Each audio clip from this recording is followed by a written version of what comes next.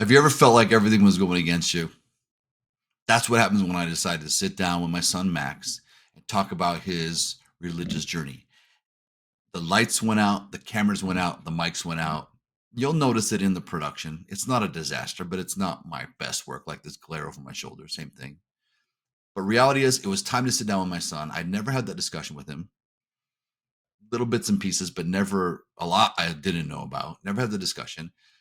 And I don't know what it is about me that I feel more comfortable having the discussion in front of a camera with people watching that could potentially go to anybody in the world who wants to watch it. I don't know what that is about me, but it is what it is about me. And here we are.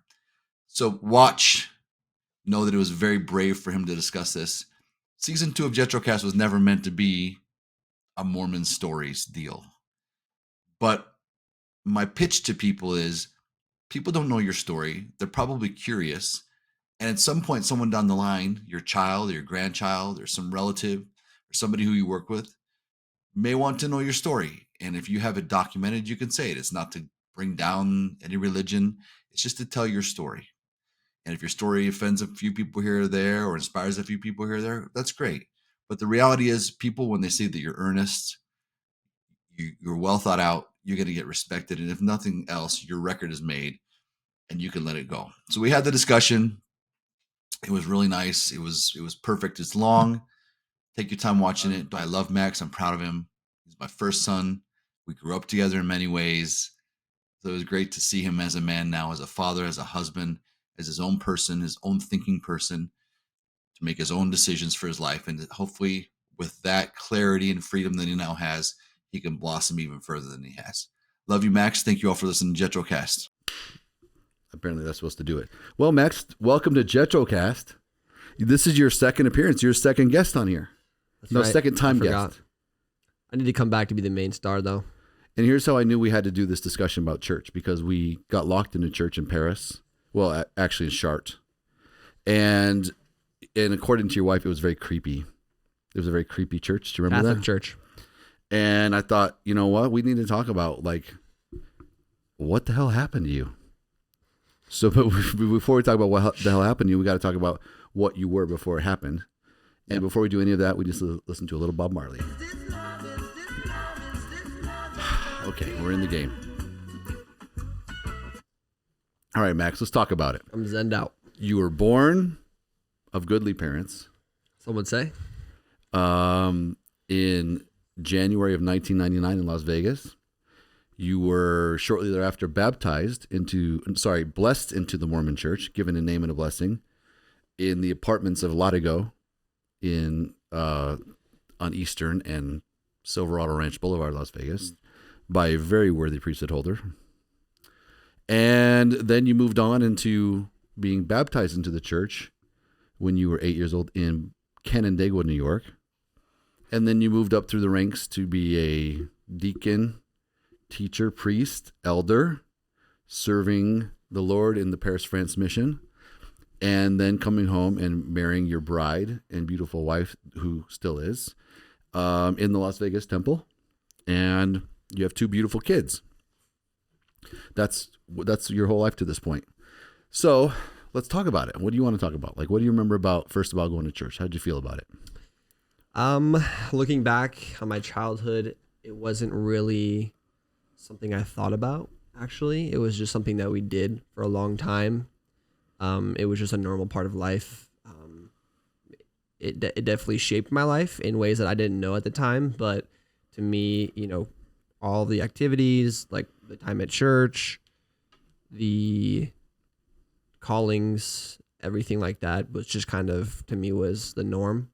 It's just how we lived life, and I never really questioned it that much, which is how I lived most of my childhood and growing up to be older in my teenage years and everything. I didn't really take a lot of time to step back and think about it. But, I remember going to all the activities and I had fun, hang out with people my age and go to church and, sing and learn songs and learn lessons. And yeah. Would you say that we were a religious family? It depends on who you ask. I think that we would probably fall somewhere in the middle of the line in terms of spirituality in our family. I think that we didn't have like every Monday we weren't having our family home evening, or we weren't super into like family scripture study or family prayers, but me and my siblings all knew there was like expectations on us to, fulfill our church duties, to observe the Sabbath day, meaning not doing things on Sunday. So we weren't like going for hardcore, but we were definitely righteous, and we were definitely following the rules. And my interpretation was there's rules there. We follow them because they're good for us and we'll be blessed for it. So I'd say we're middle or upper echelon of rule following and spiritual of a family, I guess. What was your sense as far as your mom and dad? Like, did you have a sense that we were equally in it? Did one peer more in, more out? Did you ever think about that? Because I did with my parents. I could tell for sure that one's more in than that one. It stayed pretty consistent, I would say, throughout my childhood until when I was more aware. But looking back, I could tell that dad was more, you were more into it because it was the right thing to do. You were into like the principles and the rules were more your thing, and mom was more of like it was like the culture, like, she wasn't very spiritual. Like, she didn't talk to us a ton about spiritual things, but she would go, like, she had full-time callings and she would give her all to those callings, and she would, she was making meals for people who needed them, and she was the young women's president. She was doing all these things, and it showed us as kids, like, okay, there are callings, and the Lord or the church asked us to do them, so you do them. And so I knew that was the expectation. But apart from expectations, did you start to get to where you were having your own beliefs, or was it always just based upon what your parents wanted? Like, we're talking here ages 10 to 12, 13. Did you ever start to kind of develop your own, or was it just kind of like, we just did it, you didn't think about it? Yeah, I kind of just went with the flow.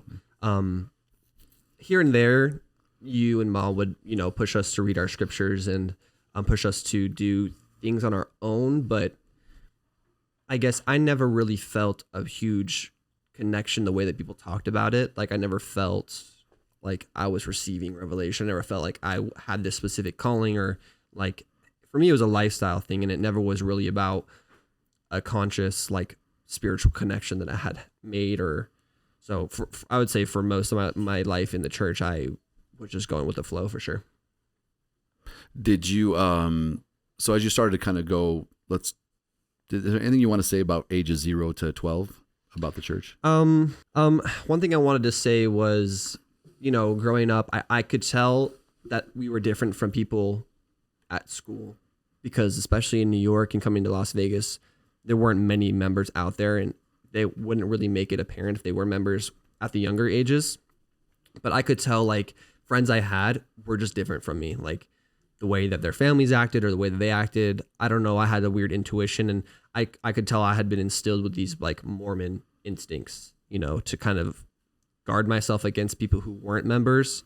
And I want to mention this because this is at a young age where I wouldn't have been able to pick up on those lessons specifically being taught to me, but I picked up on, okay, we're different than them. I always thought of like the scripture. It's a scripture or quote that I might be blending too, but it's being in the world, but not of the world. So kind of like setting yourself apart from everybody else. So as I grew up, I kind of developed this weird sort of like, not superiority complex, but maybe something like that. I felt always different from everyone else, and different in a good way. Like I was maybe above them, or maybe superior because I had this thing they didn't. So that's something I wanted to mention. So as you get to ages 12 to really 18, but 12 to 16 in the church, you start to become a young man. You become, and people who are LDS already know this, but if you're not and you're listening, you start to kind of progress as a junior leader of the church. They kind of groom you to have leadership qualities and teach you how to be a man, and you're in scouts, and you start like passing the sacrament, which is like, taking the communion every week, and you would pass the bread, bless the bread after a time. And they start grooming you as a moral person. They start teaching you moral values, and then morality, like how you're going to conduct yourselves as you develop sexually and get urges. They teach you a code of behavior for that. So talk about that. How that went for you. Yeah, as I got older, I always took on my church duties super seriously. I took what people said at church super seriously. People may know me to be kind of sarcastic, kind of joking around, but when it came to church things, I knew that there was a level above everything in my life that was more important, and that was doing what was right to God, to my leaders, following the rules the right way. And I wasn't always, gung-ho about everything, but I knew, like, end of the day, when I lay down, I'm going to think about what I did and if it was in accordance with the rules. So by the time I got to high school, it was clear to me and it was obvious that when we were in high school, there was Mormon people. And at my high school, there's probably more than normal than the average high school. When I got there,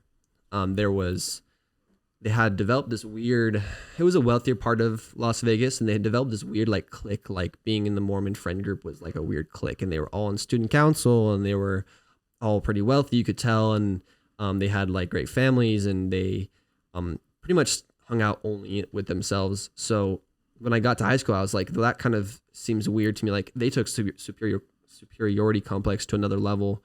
And I was really put off by that. I was like, well, that doesn't seem like the way that you're supposed to act. Doesn't seem like what I learned about, like, Jesus is talking about loving each other and accepting each other, and you guys are acting like this. So I kind of turned and made some friends that weren't Mormon, and that instantly put me at outside of that Mormon clique. So I was kind of a weird, like, outlaw. What do they call them? Like a Jack Mormon.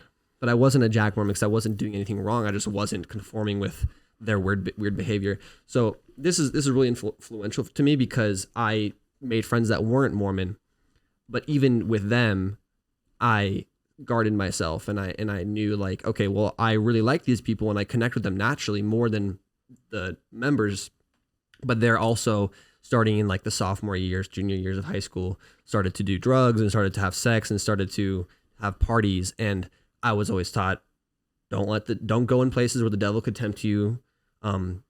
I knew I couldn't do any of those things. Make good choices, stay in holy places, have friends who, have the same values. So that really impacted the way that I connected with them. And it sounds super silly, but even today, I really am sad that, like, looking back, I wasn't able to really connect with anyone at that level to be like really good friends. Cause I knew, end of the day, I go to church on Sunday, I do these things, and they don't have what I have, and I'm not going to see them, in the next life, or they'd have to really change to be able to get there. So I was really guarded, and like while at school, I was never going to parties. I was never hanging out with them that much outside because I knew, well, what's the point? Like at the end of the day, we don't agree. So that's one big thing that impacted me today, and I wonder how much that impacted me in terms of, because those are the years you learn how to form connections and you learn how to make friends. And I wonder how much to today it hurt me to be able to get deep with people. I don't have very many like friends that are I can connect with on that deep of a level. So I wonder how much that it's affected me. Do you think that, was it something the church taught you expressly? Like don't associate with, like, is it implied? Like I'm asking myself that too. Like, does the church really say don't be friends with people who aren't Mormon? It doesn't say be friends with them and try and convert them. I would argue it's specific. Like like I said, I'm not going to try and look back and make things up throughout this whole podcast. I'm telling you how I interpreted what I was taught, and especially at this young of an age, I wasn't smart enough to make these things up. I felt that I was not supposed to be friends with people who were Mormon, and if I was, who were not Mormon, I was supposed to be friends with people who had the same values as me. That was more of how it was put: is people who are going to help you to be a better person, a better member. And that clearly is who would you choose with that kind of directive? Would you choose a Mormon person or a non-Mormon person? Obviously you're going to, and so those kids, I can't blame them for how they acted because that's what they were being taught as well.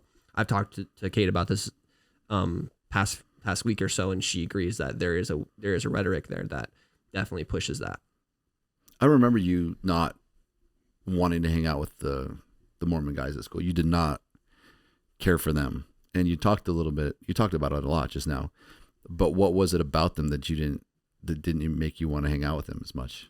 It was a clear superiority complex, and they, kudos to them to being like brave enough to do that. But I don't know how brave you are when there's 50 of you, and you all friends and you all date each other and you have your life set up for you because your parents are rich. Like they had nothing to worry about. Whereas I had a choice. Like I could conform and pretend like I'm friends with them and pretend like, I'd have it made. But I'm the second that I walked in to school my sophomore year and I didn't go to student council. I didn't go to their activities. And I was seen at lunch with people who weren't Mormon. It was like, okay, well, it's clear where Max stands, seminary, like no one really wanted to talk to me. And I don't really care about that. Like looking back, I don't regret that decision. I don't feel sad about it. I don't feel like, oh, I was left out of the friend group. I would prefer to do, I'm proud of what I did. I'm happy that I acted the way I did. So you're between 12, let's keep it between ages 12 to just before you start thinking about going on mission. Like high school years. Yeah. Were you like really believing in the church? Were you like doing your own scripture study? Were you having like moments of developing your own belief system, or were you just kind of going through the motions? No, I would say that I was taking it more serious the closer I got to my mission, because I knew like it was crunch time. Like I graduated from seminary. I may have missed 20 days of seminary in my entire high school. And like you guys could vouch for that. I was really committed and you guys helped me to drive me there. It was early morning seminary. So it was clear if you were committed or not. I feel like daytime seminary, it's just a class you just go to, but I was waking up an hour earlier than everyone else in the school, and I was purposefully, like, my friends were all cussing and doing whatever, listening to certain music. And I purposefully didn't do those things, and it set me up to be embarrassed. But it definitely took some sort of belief for me to adhere to those things. I knew that there was some level of like, I'm doing what's right here, based on what I've been taught, at least. Obviously looking back, maybe it wasn't, but based on what I was taught, I was following it pretty well with what I was facing at school. It took some courage, some backbone. I was reading the scriptures. I was working on like Duty to God, which is like a little program in the church to help young men, be closer to God and, do their priesthood duties. I was doing all those things, and Kate jokes with me like, oh, like it doesn't seem like you would have been into that kind of stuff, or like it doesn't seem like you're that spiritual, but I was going for it. Like I wasn't, by all means, like I was righteous. I was pushing myself to do what was right. I will say I don't know how much of a true spiritual connection I had to it, but it was more out of duty, out of what I was told was right. I wanted to make my leaders and my parents happy. I didn't want to go outside of the norm. I just kind of wanted to conform to what was right. And so I guess it did take some belief and some, connection with that side to do those things on a day-to-day basis. Did you pray every day? I tried to. I definitely tried. And if I didn't, I felt guilty. Were you able to go to sleep without praying? Definitely. I never could fall asleep without praying ever. Yeah. Until I was like 40. Like if I didn't say prayer, I wouldn't fall asleep. I didn't get to that point, but I did feel guilty. It almost would have been better. And this is a point I definitely want to talk about later. But I definitely developed some sort of OCD in that way, like religious, where if I didn't do things, I would beat myself up really bad. And scripture study and prayer, the closer I got to my mission, especially, I really buckled down on those and try to do them daily. Did you ever have experiences throughout the day where you would pray in the morning, and then let's say you're going to face a tough day, even if it was like a tough soccer game or something, and you would pray and you would feel like you had some sort of God was involved with your life in some way? Did you ever feel that way? No, I prayed hard, and I prayed. And when I did, I was really trying to find a connection there. And I honestly never really found something clear to me. And it felt really cliche, even at that age, to like try and find things throughout the day that explained and was an answer. And when it happened, it was like, why do I have to like assume or dig deep to see an answer from God? Like, he's God. And I'm praying to him. It seems like if I'm doing all this stuff on the side and I'm asking him and he loves me, supposedly, he would help me out and show me something that I don't have to, try and figure out, oh, that could have been an answer to that prayer or something like that.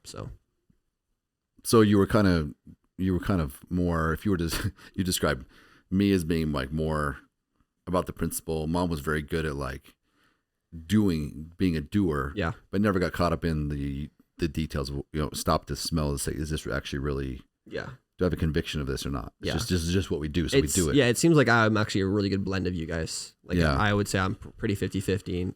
Very duty bound, but also I want to do what's right. You know, like I want to do the action, and also if I don't do it, I feel guilty because I didn't do it. So it seems like it's kind of a little bit of both. So you got the lack of conviction, but the guilt to go with it. Yeah, that's great. bad. That's a bad. Great You got, mixture. you got hosed, bro. Yeah. You got hosed. Because lack of conviction with no guilt is a great thing. So you're getting older, and we'll start to talk a little bit about your decision to go on a mission. Yeah. But is there anything else you wanted to cover about your youth? Let's talk about this. Did you have youth leaders that inspired you, that you looked up to, that taught you things? You don't have to say their names. You can say their names, but tell me about that a little bit. I want to say that the structure of the church definitely, I think, is a benefit to a lot of families, and I don't want to act like it made me an angry, bitter person. The church definitely has it figured out. They know how to put out good families. They know how to make families, well structured, and there are rings of structure in the church that help that, youth programs, assistance programs, whatever it may be. So I had a terrible time. I hated scouts. I hated the leaders that pushed me to do it. I, to this day, don't really like them. Which, speaks a lot. Those who cared for me and talked to me and took me on like trips that were more about like talking to each other and creating brotherhood, those are the ones that I'll remember forever. So Case and Swin is a big one. I'll always remember him and the example he said, and more so just being like an alternative figure to you in my life that, was helping me out and making me feel more confident. There's a lot of them out there, and sorry if I can't mention them all right now, but did he let you play I Can't Feel My Face on a scout trip? yeah, I definitely embarrassed him with some of the songs that I played in the car. We could He cut acted that like in. he acted like he didn't like the songs, but he did. Oh no, there's one where he's got his hat backwards. Yeah, He's jamming. I think. he's bobbing. We can put in the clip. And then there's the clip of you singing "Quickie." That was a little. Yeah. I don't know. Some Elder. of I don't know, them, Brother Hulet. some of them, he definitely felt like, oh, I'm the leader. I need to not let you guys do this. But I knew he was vibing with it. He doesn't want to It's say fine. it. It's fine because I understood in the moment too. So I had a good time with scouts, and I looking forward. I want my kids to have those experiences too with other friends and myself. And another thing I wanted to touch on before we get out of my high school years, I want to touch on kind of girlfriends, specifically Kate, but also my relationship with other girlfriends. Did something just go off? Something just turned off. Some light just turned off. Start. Okay. So I had numerous girlfriends in high school. I had maybe 3 or 4, but I will say the summer before I went to high school, I met Kate. Our family had gone up to a place called Aspen Grove. The most Mormon summer camp BYU, in American history. A BYU sanctioned family camp. So our family had been going there for generations, and her family just happened to go there that same week of the summer. You get grouped up into your age groups, and we hung out in our weird, awkward 14-year-old ways. We flirted or exchanged numbers. It's terrifying for me. I actually had a girlfriend going in, and she was terrified for me to go. I don't know. Wait, who was your girlfriend? Her name was Taylor. She was one of my other girlfriends. Oh, friend. Taylor, the one who had fake cancer? No, her friend. Who had fake cancer? Fake cancer's friend. I'm not going to say her name because it's very... It starts with a K. Yeah. Okay. Her yeah. friend, I actually started dating her friend like right afterwards. And then for like 2 weeks. And then she's like, I'm so scared for you to go to this camp because you're going to meet some Mormon girl. And she wasn't Mormon, which is scandalous of me. And Yeah, your first 2 are not Mormon. yeah, no, she was. Oh. Anyway, so we went and I met Kate the second day. I got convinced to go to class because my cousin Bond said, oh, there's this cute girl at class. Yeah, let me interject here. This dude did not want to go to the youth camp. Like, there was youth groups. He wanted to stay in the cabin the whole time. I'm like, are you going to stay here for a week, sit in this cabin? You got to go to your youth group. I don't want to go. Finally, your cousin convinced you to go, which I don't know how he convinced you to go because anyway. He told me there was a cute girl there. Oh, okay. That's how he convinced me. And the cute girl was Kate. She was there with her sister and her friend. And when I went, I was like, yeah, I'll go back tomorrow, sure. That night, I called my girlfriend and said, hey, this isn't going to work out. You dumped after the first sight? Actually, You dumped I on sight. swear on my life, I called her at 8 o'clock that night. I left the cabin, went to the bridge, called her, and was like, hey, I'm sorry. Like, I'm realizing there's other people out there that I'd rather be with. Well, you easily could have kept her and like had a side I could have, piece. and that just shows how nice and innocent it was. I wasn't a player at that point. And there was no Instagram or anything to bust me. So Yeah. So I met Kate. We kicked it off. We stayed in touch, got her number, and we both were really sad. We woke up early in the last day of Aspen Grove and met up to give each other a hug. Wanted to kiss, but she had a boyfriend that I didn't know about. I still never knew. She's right over there. If the camera could see her. She had an interest. But she didn't call him on the bridge the first night. Correct. It's going to be a recurring She's thing. going to come back. She's going to come on. She can tell her side of the story, all right? Yeah, Kate and I stayed in touch all through high school. We were, going back and forth. Sometimes we would each have a side thing at home. She lives in Nampa, Idaho at the time, so it was long distance when we were together, whatever that meant. And other times, it was a little bit shaky. I actually got a really serious girlfriend towards the end of high school that I was with for 2 stints, but like around a year and a half that we were together total. That girlfriend, and she was awesome too. We had a good friend group going, and when I left my mission, we were together. So we kind of left and kind of stayed together. As I left, the plan was to break up, but we just didn't want to do it. Who, your girlfriend then? Yeah, the girlfriend on the mission. It's crazy because this isn't about girlfriends, but I remember distinctly. You maybe remember this. I remember distinctly, like I always rooted for Kate. And there was some sort of romance in this story, and I saw some similarities between me and Rochelle and you and her, like meeting young and just knowing that you were like meant for each other, but you couldn't be meant for each other yet. So there had to be time. It was just so when we were together, it was so hard, and I'm so like moody and emotional. Like I would just hate texting her when we were together because it reminded me that we had to text to communicate, like that level of moody. Like right. I hated just texting because it was like, okay, well we have to text to talk to each other. It's just so stupid. So anyway, it was like I kind of chose like in-person happiness, knowing that Kate will be around. Like we had a connection at that point. We'd been on and off 4 years talking to each other. Like we really had a friendship at the base level, because we met when you were 14. You can't do anything romantic when you're 14. So I did have a deep connection with this other girlfriend, and we were together for a long time, and it was really sad to leave her too. Wait, I'm not done with my story. Oh, I'm sorry. Go ahead. So my story was, I remember distinctly. When did you guys break up? What year? Junior year?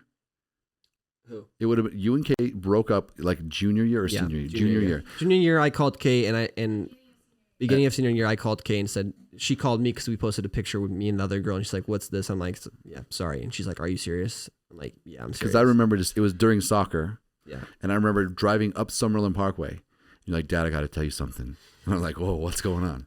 Like, me and Kate, it's not working. We were breaking it off. It was a pretty firm break off too. And I was like, what? We'll get to the mission part later. What I really want to talk about, this is one of probably if I had to choose 3 points of this whole thing is what I want to touch on.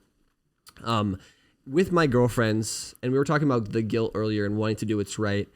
I struggled really, really, really, really bad with guilt in terms of girlfriends. The law of chastity is a law in Mormonism where you basically are forbidden from having any kind of sexual activities with anybody before marriage, and it's held as one of the more serious, would you say, one of the more serious laws to break? Yeah, some would say it's close to murder. No, next to murder. Yeah, you losing your chastity or like virginity or your sexual purity to someone is you can lose your soul, which is important as losing your physical body, which gives you life. Yeah. So it is super strict, and really anything other than kissing is really, it's kissing, even that, like they're a little bit like, be careful with that. Anything other than that is considered very, very serious. Yeah. And I knew that, and it weighed on me a lot, and I picked up on the seriousness of that law. Anyway, so starting with my first girlfriend, I will say I never lost my virginity. I never actually had sex of any kind. I never masturbated my entire high school, and that's what? 100% honesty. 100% honesty. I never masturbated. I never had sex. Nothing. The worst out of ever. Yeah. Well, part of that is I was getting really clear messages from my church leaders about how like big of a deal it was to break the law of chastity, and at least once, maybe every 6 months or every year, there was the notorious the lesson where the leaders would pull you in and talk to you guys about chastity and breaking the law of chastity and sex and what's okay, what's not okay. I got a lot of lessons about that. At home, not so much, because I wonder if and you could shed some light on this, if it was more of like I I don't really care about that rule, but I want to seem like I'm still agreeing with the church, or the most like accurate rule that I got was don't honk any Hooters. Dad said don't honk Hooters. And so so I can't touch boobs. So That was terrible advice. So what can I do? So then what else can I do? I rescind that treatment, that teaching. So, people watching this probably did some things in high school. Some Mormon people probably did things in high school, and I'm not judging, but like compared to that, like I was a really, really worthy person, I would say. But the things that I did do just destroyed me inside, like to the point where I just felt so unworthy. I had to bless and pass the sacrament at church. It's an important thing. And I felt so gross being involved to the point where I felt questioning, like, I'm blessing this. You bless the water and the bread that everyone takes to renew their covenants. Am I basically like making this not work for them since I'm one blessing and I'm unworthy? Like that's how deep my thought process went into it. It would just affect my entire mindset of my worthiness. So I can tell you back to morality, like there was a standards night when they would like take the youth of the church and go to the bishop's house and talk about cleanliness. I didn't let you guys go. I remember that. And the bishop called me and he's like, and he's a friend. He's a great guy. To this day, one of the best guys I've ever met. And I said, look, you guys are not trained people. You're not trained youth counselors. You're not trained social workers. You're not trained psychologists. You're not going to go tell my kid what they can and cannot do. You're not trained. And in addition to that, your messaging is always that of guilt. And you're not going to, how are you going to be able to say to a 15, 16-year-old kid that they can do certain things or can't do certain things, when reality is, at the beginning of this church, 38-year-old men were doing that with kids this age. And I'm not okay with it. You cannot say it. Yeah. That being said, I'm obviously not a member of the church now, but I don't think kids in the less than 18 years old should be doing sexual things. I agree. Yeah. I don't think so. I think, but there's got to be a way to have that discussion with someone where they understand the why, and like, you're just not there yet. Your hormones are there. You have adult hormones, but you have the mind of a child still. Yeah. And I don't know what the answer is, but the point is I struggle with that. But I certainly did not want you engaging, even though I had my own issues with the church. I did not want you engaging in a lot of sexual things, because I was a good kid looking back, and part of my journey through my religious views and my journey is forgiving myself for things that I didn't do, which is funny enough that I was so guilty for things that didn't happen. But there were just some funny ways that the church taught it that didn't paint it in a good picture. And inevitably, when a kid does mess up, because it's going to happen, you don't want to say, oh, it's okay to mess up. You want to say don't, but you want them to feel like it's not the end of their entire journey on earth back to heaven. If they do mess up, you have to make it okay in some way, and give them some hope and not just guilt. There's some a funny point of masturbation. Actually, I was thinking as you said that is there was literally church documents that I read as a 14-year-old that said, if you masturbate, there is a possibility that it will make you gay. Oh, I don't know if you ever saw that. I think Spencer Kimball was the master of sexual repression. Yeah, and he would say, that's the first step in becoming gay, because next thing you know, you're going to be in a group of guys. You're all going to engage in this together, and next you're going to touch each other. It's like, bro, come on, man. I hesitate to like say it specifically, but I think it was in the For Strength of Youth. I swear that it was like it is, or maybe it was a talk I read that was shared to me in a lesson. But I remember saying like masturbation. And I wasn't worried about it. I knew it wasn't. But and so what if I was? But I knew that it's going to mess with you in some way. So did you have church leaders ask you if you masturbate? I actually got really lucky, and not till really late, like in my childhood. Yeah, that's when they got really more serious in their interviews. Earlier on, I got lucky with some of the bishops, where they were just too scared to ask, or who knows why. I'm glad they didn't ask, because my answer would have been no anyway. Can you imagine? Well, yeah, you didn't have to lie though. Yeah. But like 12 years old, my bishop asked me, "You masturbate?" Yeah. And 12 years old, my bishop was my father-in-law, soon to be father-in-law, and had no problem asking me. And so, can you imagine to this day, someone and we know somebody whose daughter, who was 10 or 12, got asked by their bishop if she masturbates, and she's like, "I don't even know what that means." Yeah, and I think it's changed, but it's only changed because people have lost their membership in the church, because they stand up and say, it is not okay for an adult man to sit with a minor child, man or woman, boy or girl, worse if it's a girl, and ask them about their their sexual habits. It's just not okay. If you ask any bishop, that is not a part of any of their training to ask that question either. That is like a cultural like tradition. They're just supposed to ask you follow the law of chastity. They're not supposed to say ask you specific questions. So that's a weird tradition that has just gone through, and hopefully it's done by now. But when I found out that that's not even a real question that you're supposed to ask, I was kind of concerned because, it puts people in a hard spot. I had a lot of those lessons were taught in a way that made it seem like it was the end of the world. Well, there's the famous talks, and I think that I'm known for having posted some of these when you're on your mission, because I think I upset Kate.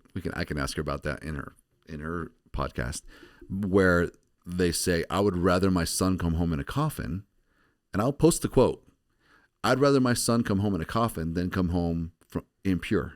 And there's also the quotes in the books by Spencer Kimball where I'd rather my daughter die in the defense of her chastity if being raped than to allow herself to be raped. Yeah. It's so disturbing. And so that's what you're saying is like it is so heavy, and it's your literally your salvation is it's placed the upon your highest head. of stakes that you could possibly have. It's not just like, oh, you go to jail. It's like, no, your eternal salvation is dependent on what you do as a 12-year-old person, as a 12-year-old kid who has no idea.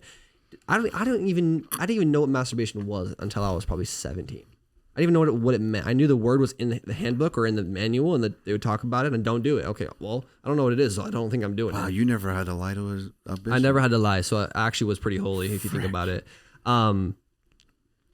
At one point, right before my mission, I went through all of the interviews, and I had done things with my girlfriend that probably to some bishops would disqualify me from going out. You'd have to take time to repent and do whatever and then go out, and I knew that wasn't an option. So I 100% lied about doing things with my girlfriend to my stake president, my bishop. I lied to them to pass the interview, which I would say probably 80 to 85% of people have to do that. Lie about something in the questions, 100%.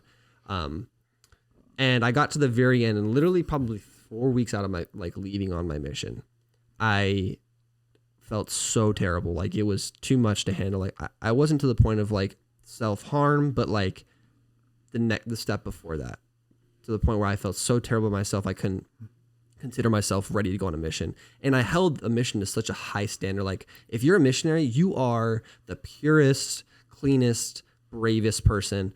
When I got ordained as a missionary, I even asked my dad, am I allowed to like watch Netflix before I go to bed tonight? Like that's where I was like, you can't do anything. So I said, okay, well, what's more important, my salvation or like my dignity and having to stay home? So I went to my bishop and was like, hey man, I have to tell you, like my girlfriend and I have been struggling with this specific thing or whatever it was. And he said, listen, man, this is the same guy that you're talking about.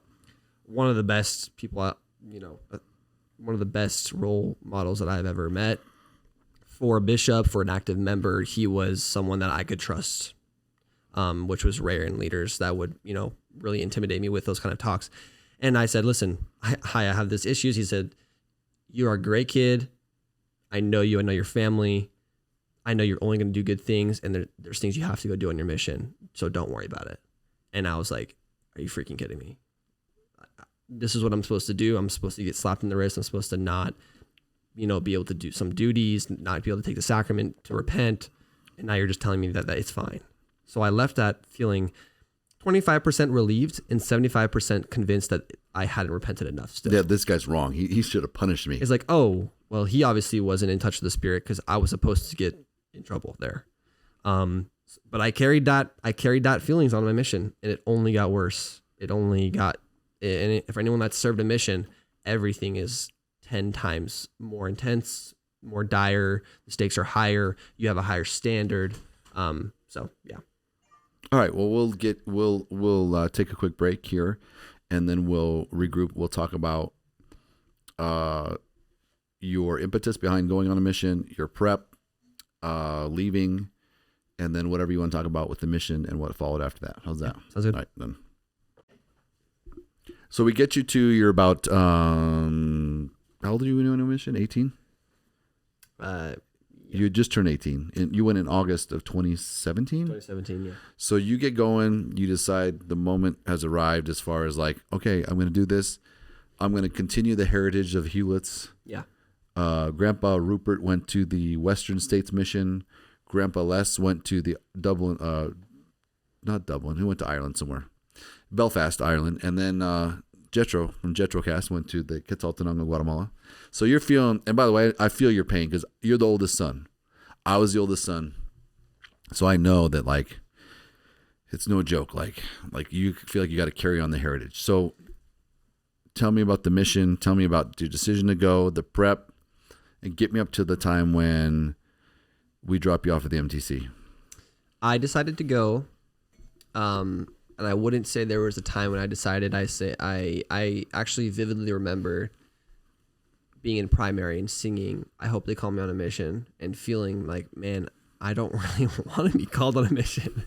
But I hope they don't call me. Yeah, like I didn't feel those words. I didn't feel like, oh, I hope I can leave for 2 years and not see my family. But I remember thinking, well, it doesn't really matter what I want. Like that's what you do, and that was. I will fight until the day that I die that it is a requirement for men to go on a mission. And if you don't, you're going to be shamed. You're going to feel guilty because you're being shamed.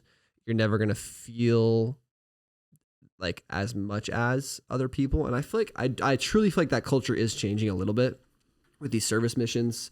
People are able to go serve in ways that they weren't before and not really looked down on. But for me, at least in high school, I knew the people who weren't going, like literally my seminary teacher, I couldn't stand her. She was so type A and so like hardcore. She would make all the missionaries that had a mission call our senior year, because we all started to get them, stand up and say, where are you going? And like talk about it. And then like everyone would clap for you.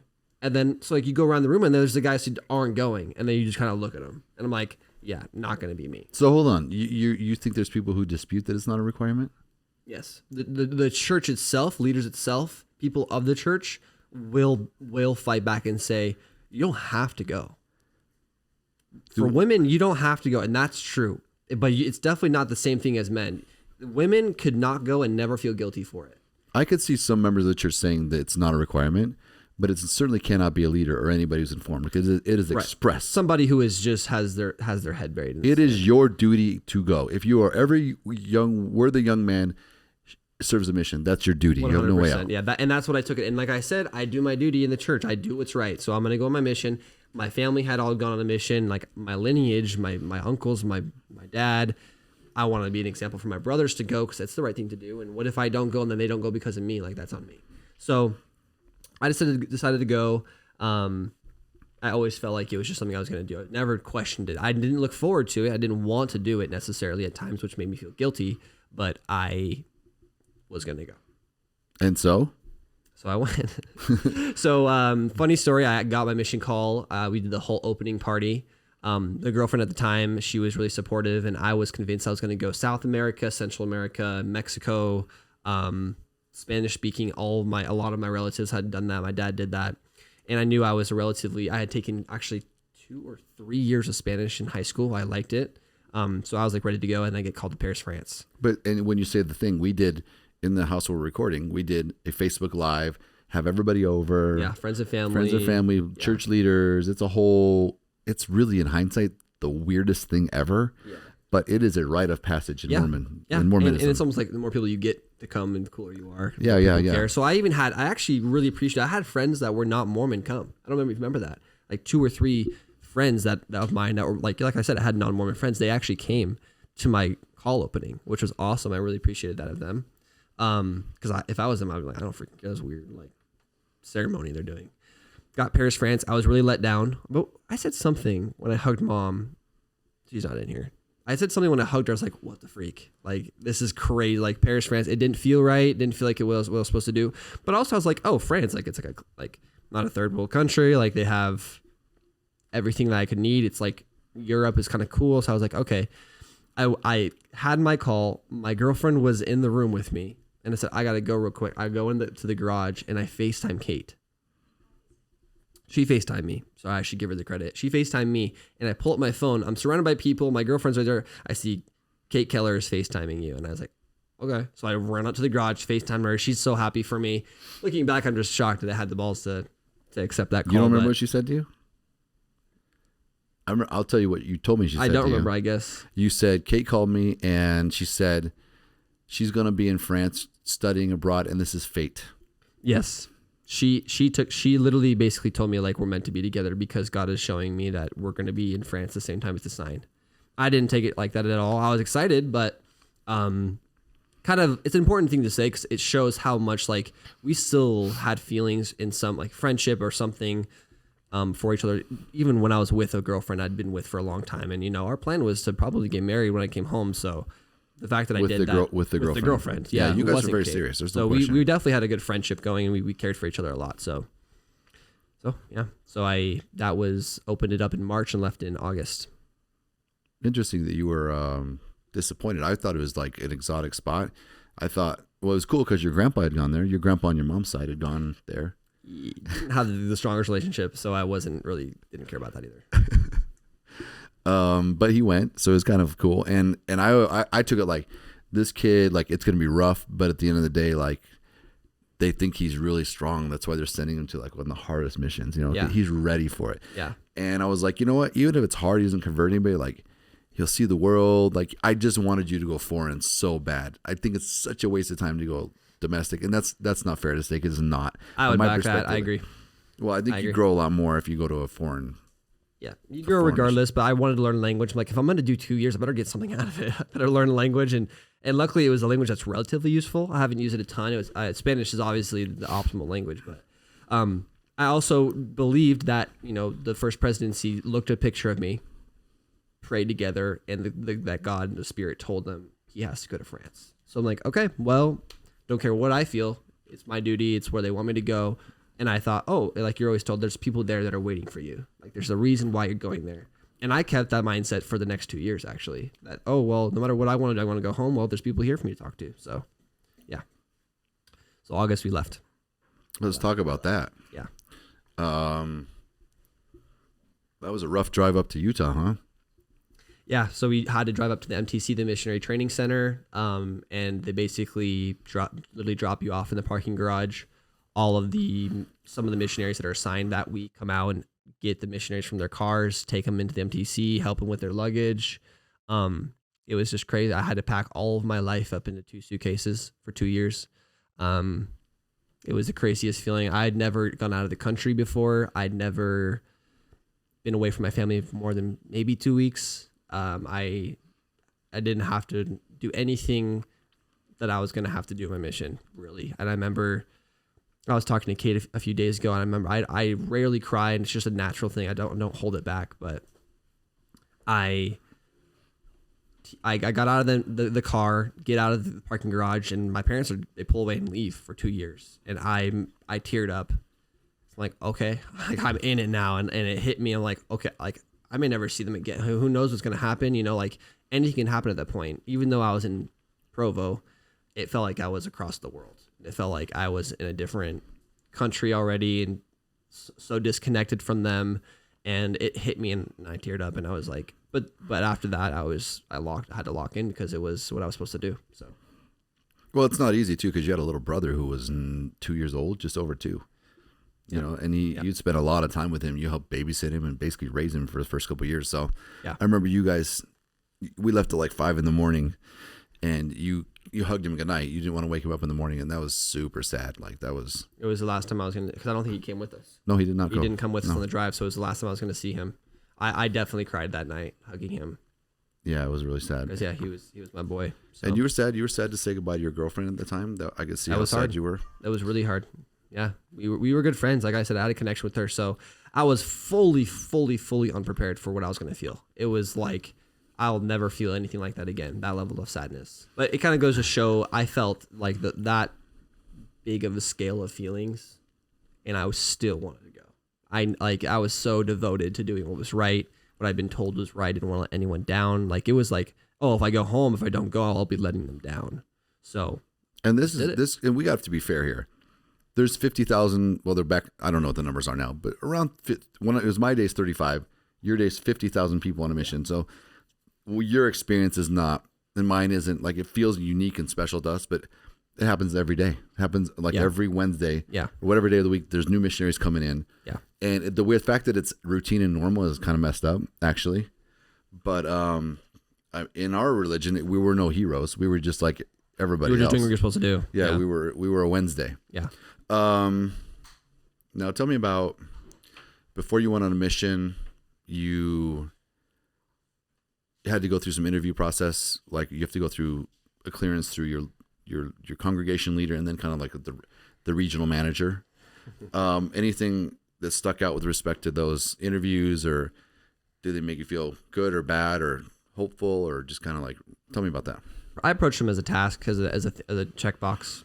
I didn't care. I didn't care for the stake president whatsoever. In fact, I didn't like him at all.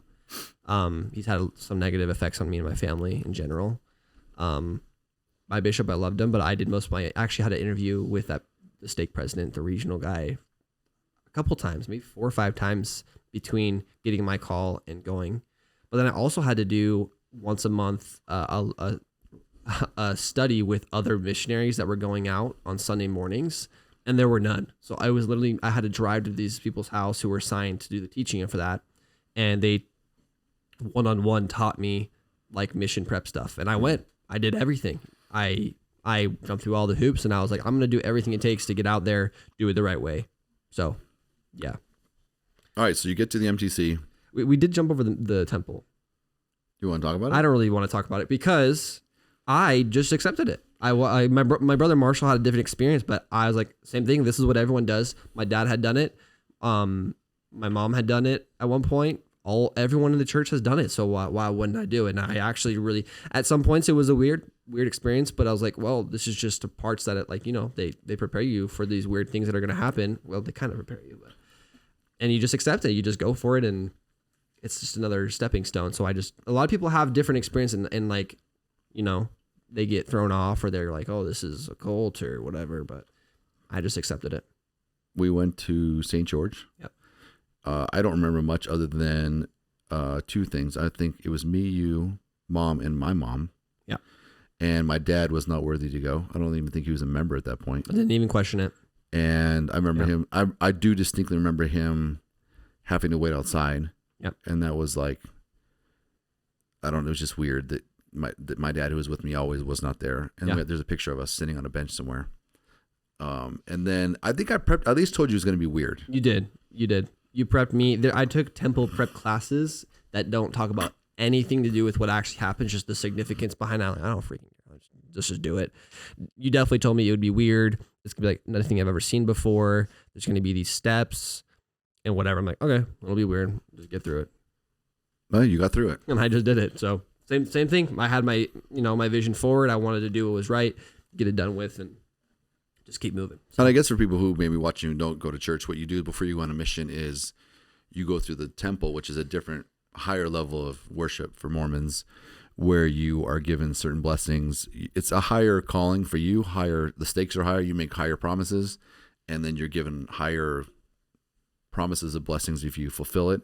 But a big part that comes with that is that you are then, from that point forward, you wear the garment, which is for the guys like a t-shirt and then like really long boxer briefs, and they're white. Yeah. And you're told you wear them all the time. And so if you ever see Mormons walking around with long shorts on, that's what's going on. And I just did it. Same thing. I'm like, oh, my dad wears these. I'll wear these. I don't care. I loved it. Yeah. And I actually kind of felt cool. It's like, oh, I'm part of the crew now. I'm a big boy now. I'm a big boy. Yeah. So you get to the MTC and you learn the French. Didn't come easy to you. It was my perspective. I was the worst in the class. Of like 15 people, I was the worst. They like all laughed at me. And I kind of like wore that, but I was terrible. And then you get out to, I'm not going to put words in your mouth. Talk to me about that. Tell me about, you get to the mission, and how does the mission work from the perspective of your expectations versus reality as a day-to-day missionary, the expectations they put on you, and then what's happening with your faith in that. Let me back. We'll talk about that's. I want to cover all that, but more importantly, I always ask people up to going on a mission. Did you ever have a moment where you had a moment which they ask you to have where you can say, I received a direct conviction from God that this is God's church and this is the only way to do it. The church is true. Did you ever feel that with your own conviction? Could you pinpoint a moment? No, I actually approached the mission with the attitude of that's why I was going to go. I was like, well, if I'm going to do this, like I definitely will come to that. I had prayed. I'd read the Book of Mormon probably 4 times before I left my mission, like throughout my life. Wasn't super like big reader, but I did it, and I always did. At the end, they tell you, "Oh, read the Book of Mormon and pray and know if it's true." And I always did, and nothing happened. I'd say nothing ever. I wasn't hit. I wasn't, the light next door didn't turn on. Like nothing changed in my life. So I was like, okay, well, I must just already know it's true. Oh, that's how you went with it. Yeah, I must. Jeffrey R. Holland says that. He says, if you don't receive an answer, that's because you already know. yes. Oh, that's I gotta look that quote up. Yeah. And someone will be able to link you. Because that's a really well-known talk. I've always heard if you don't get an answer, it's because you're unworthy, and so you can't receive an answer. Because the answer is yes. No, because then you're going to filter people out from going. You tell them no answer is yes. So you never went to the devotion in the MTC where they're like, if you haven't had this conviction, you need to pray tonight, and while you're here, you'll receive it. No, they don't do that. They didn't do it for me. Like I said, you'd get less people going. Because nobody's getting I wasn't getting the answer. I got answers, bro. I didn't. So I will say that I had one experience where I was in the MTC and I was praying and I was reading a certain passage in the Book of Mormon that everyone loves when Jesus comes and visits the people in America and he's blessing them and healing them. And I had all this guilt and these wounds on my soul, and I felt really touched by that. And I took that as, oh, well, like there's a really spiritual moment. There's the Spirit telling me God will heal you. Like, don't worry about your guilt. But guess what? It didn't help. The next day, in the MTC, you have organization that organize the missionaries. You have a zone, which probably has 100 missionaries in it. And the zone leader took every person one by one into a room, a big old room. You separate from your companion, and he sits you down and he says, Elder, are there any sins that you haven't repented of? The zone leader did that, or was it your zone leader, your branch president?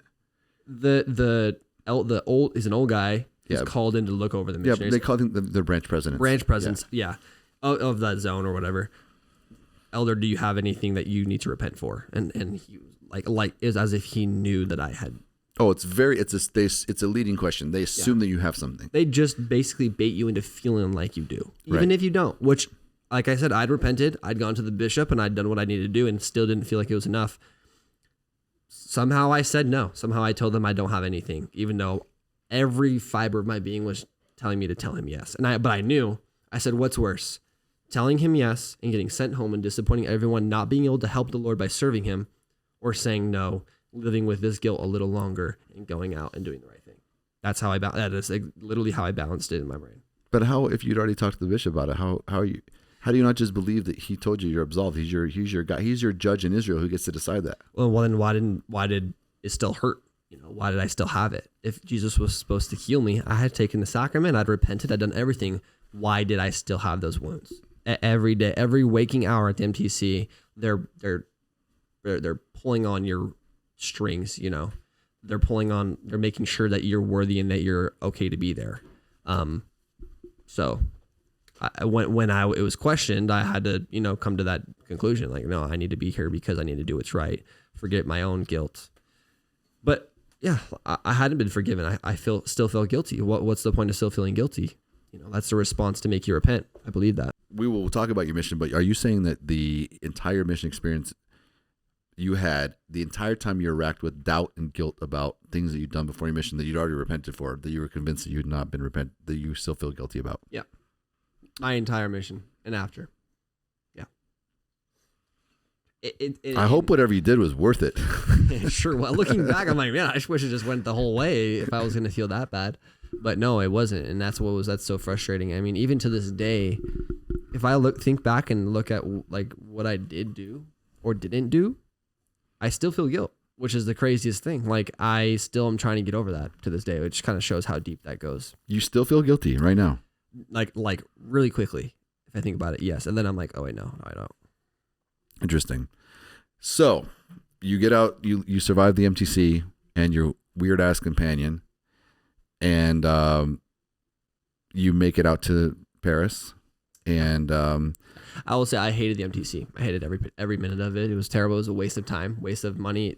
Who knows how much money is spent to put me up in there? Tax money. Tax money. Tithing money. Same thing. Same thing. The MTC is like this huge, rich, giant, like beautifully, like immaculate. I think it was brand new when we went, like a year old. And Yeah, you got the renovated one. Yeah, it was really nice. And so I hated it. I was so happy to get out to Paris. How long were you there? 6 weeks. Okay. Yeah, which is nice because actually it counts towards the total 2 years. So I was like, oh, I didn't know that until I left. I was like, wait. You didn't know till when? I didn't know until I left MTC. I was like, I thought my timer starts when I get to Paris. Wow, you gained I was 6 weeks? I gained 6 weeks back in my life. It was awesome. Dude, I went in a week before Thanksgiving. I had Thanksgiving and Christmas in the MTC. So I only had one Christmas in the quote unquote field, which is, I think that's a good deal. Yeah, that is a really good deal. We got to watch a movie in the MTC. Really? Yeah, we got to watch A Wonderful Life with Jimmy Stewart. They would have never Mary, don't you know me, Mary? Does anybody know? Okay. Anyway, so you make it to Paris. Your initial impressions, from what I remember you telling us, is like it was so beautiful. Like you're just like, this place is, I'm in love. Yeah, blew my brain. The size, like I was used to Vegas. The size of Paris blew my mind. I could just tell how old things were. I could tell that like here, like you maybe go to a fort that's like 200 years old, 300 years old. Like there, it's like, no, those are Roman structures that were built thousands of years ago. So blew my mind. I was like so impressed. I was like enamored. I was actually really excited. I actually felt really good. Probably the best I ever felt my mission was. Normally you would expect it to be like you're the most homesick or you're very nervous, but I couldn't speak any French, but I was so excited to be there. So excited to, actually be doing what I was supposed to be doing. So can we talk about how you had tablets on your mission? Yep. Which was a big improvement from my day. And we were able to communicate through Google Chat. What was it? Google Hangouts at the time, Google Messenger, yeah. Which is we were able to chat. And then I was just hellbound on being able to communicate with you when I wanted. So I paid for you to have this little tiny router that you could take wherever you wanted. So you would always have mobile Wi-Fi. internet. You would have internet. Because the tablets didn't have cell. The tablets were locked down heavily with like software. So you could literally only use like church website, church apps, and then Google apps. Not Google itself, but like Drive, Docs, Hangouts, whatever it was at the time. And we had tablets, and then our companionship, we would share a phone. But then we each have our own tablets, so it was awesome. Like I could email on it and not have to go to a cafe or whatever. So yeah, that was really nice. So you get there. What do you want to talk about? Like on your mission? Just, this isn't going to be a pod about your entire experience, but what was tell me about it. I had to get used to it because I realized like there's a mission in my mission. We had the entire north half of France. It was our mission for about 250 missionaries, which France seems small, but when you divide up the people like that, you would basically have one city. Like I actually only lived in Paris for one or maybe two transfers. I think it was just 1 6-week transfer, maybe two at the end of my mission. Besides that, I was out like in cities in northern France. Some of them were tiny. My first one was pretty small. We went back and visited it, and we walked through the whole city in like half a day. Like we walked around it. So you have to like some big ass spiders in that place. Yeah, it was kind of crazy to get used to that. Like the thought of, oh, I'm a missionary, and other missions are more dramatic, but like my entire area was like 100 square miles. There's no other missionaries. Like I was hours from the nearest other missionary or other mission presidents, which was crazy to me at first. But then you get together and you hang out, you do like meetings in your zone. Like they have the structures of the mission. And so I had to get used to that structure and the way that they have to like report progress. So you have to figure out how many people you're baptizing, how many people you're talking to, how many people you give a Book of Mormon to, how many people you just, at one point, they literally were tracking how many people you talk to, period. And it came down to my mission president was brand new. He'd been only out as the mission president for 6 weeks before me. So he was brand new, and he was reforming the whole mission because the guy before was French and he was really relaxed. So I got out there and we were in this big reform, and he was a CEO of a tech company, I think, or something like that. So he was hitting it like a CEO. So he was, all these key KPIs, literally. What's that stand for? Key performance indicators, like baptisms, discussions, lessons/discussions, invitations, Book of Mormons, how many times you had a person come to church that was investigating, stuff like that. So I had to get used to it. I was like, wow, I thought it was just you come out here and you follow your heart, you follow the Spirit, but it turned out it was very data driven. hierarchical. I don't know what the word, like there's a hierarchy, and it's like you're literally in an organization, Like horizontal, like company. it was top down. Yeah, Like it was like a company, and you had the crappy missionaries who were in these crappy. Certain cities were labeled crappy because they don't have as many baptisms. So like if you're a bad missionary, you just get sent out there.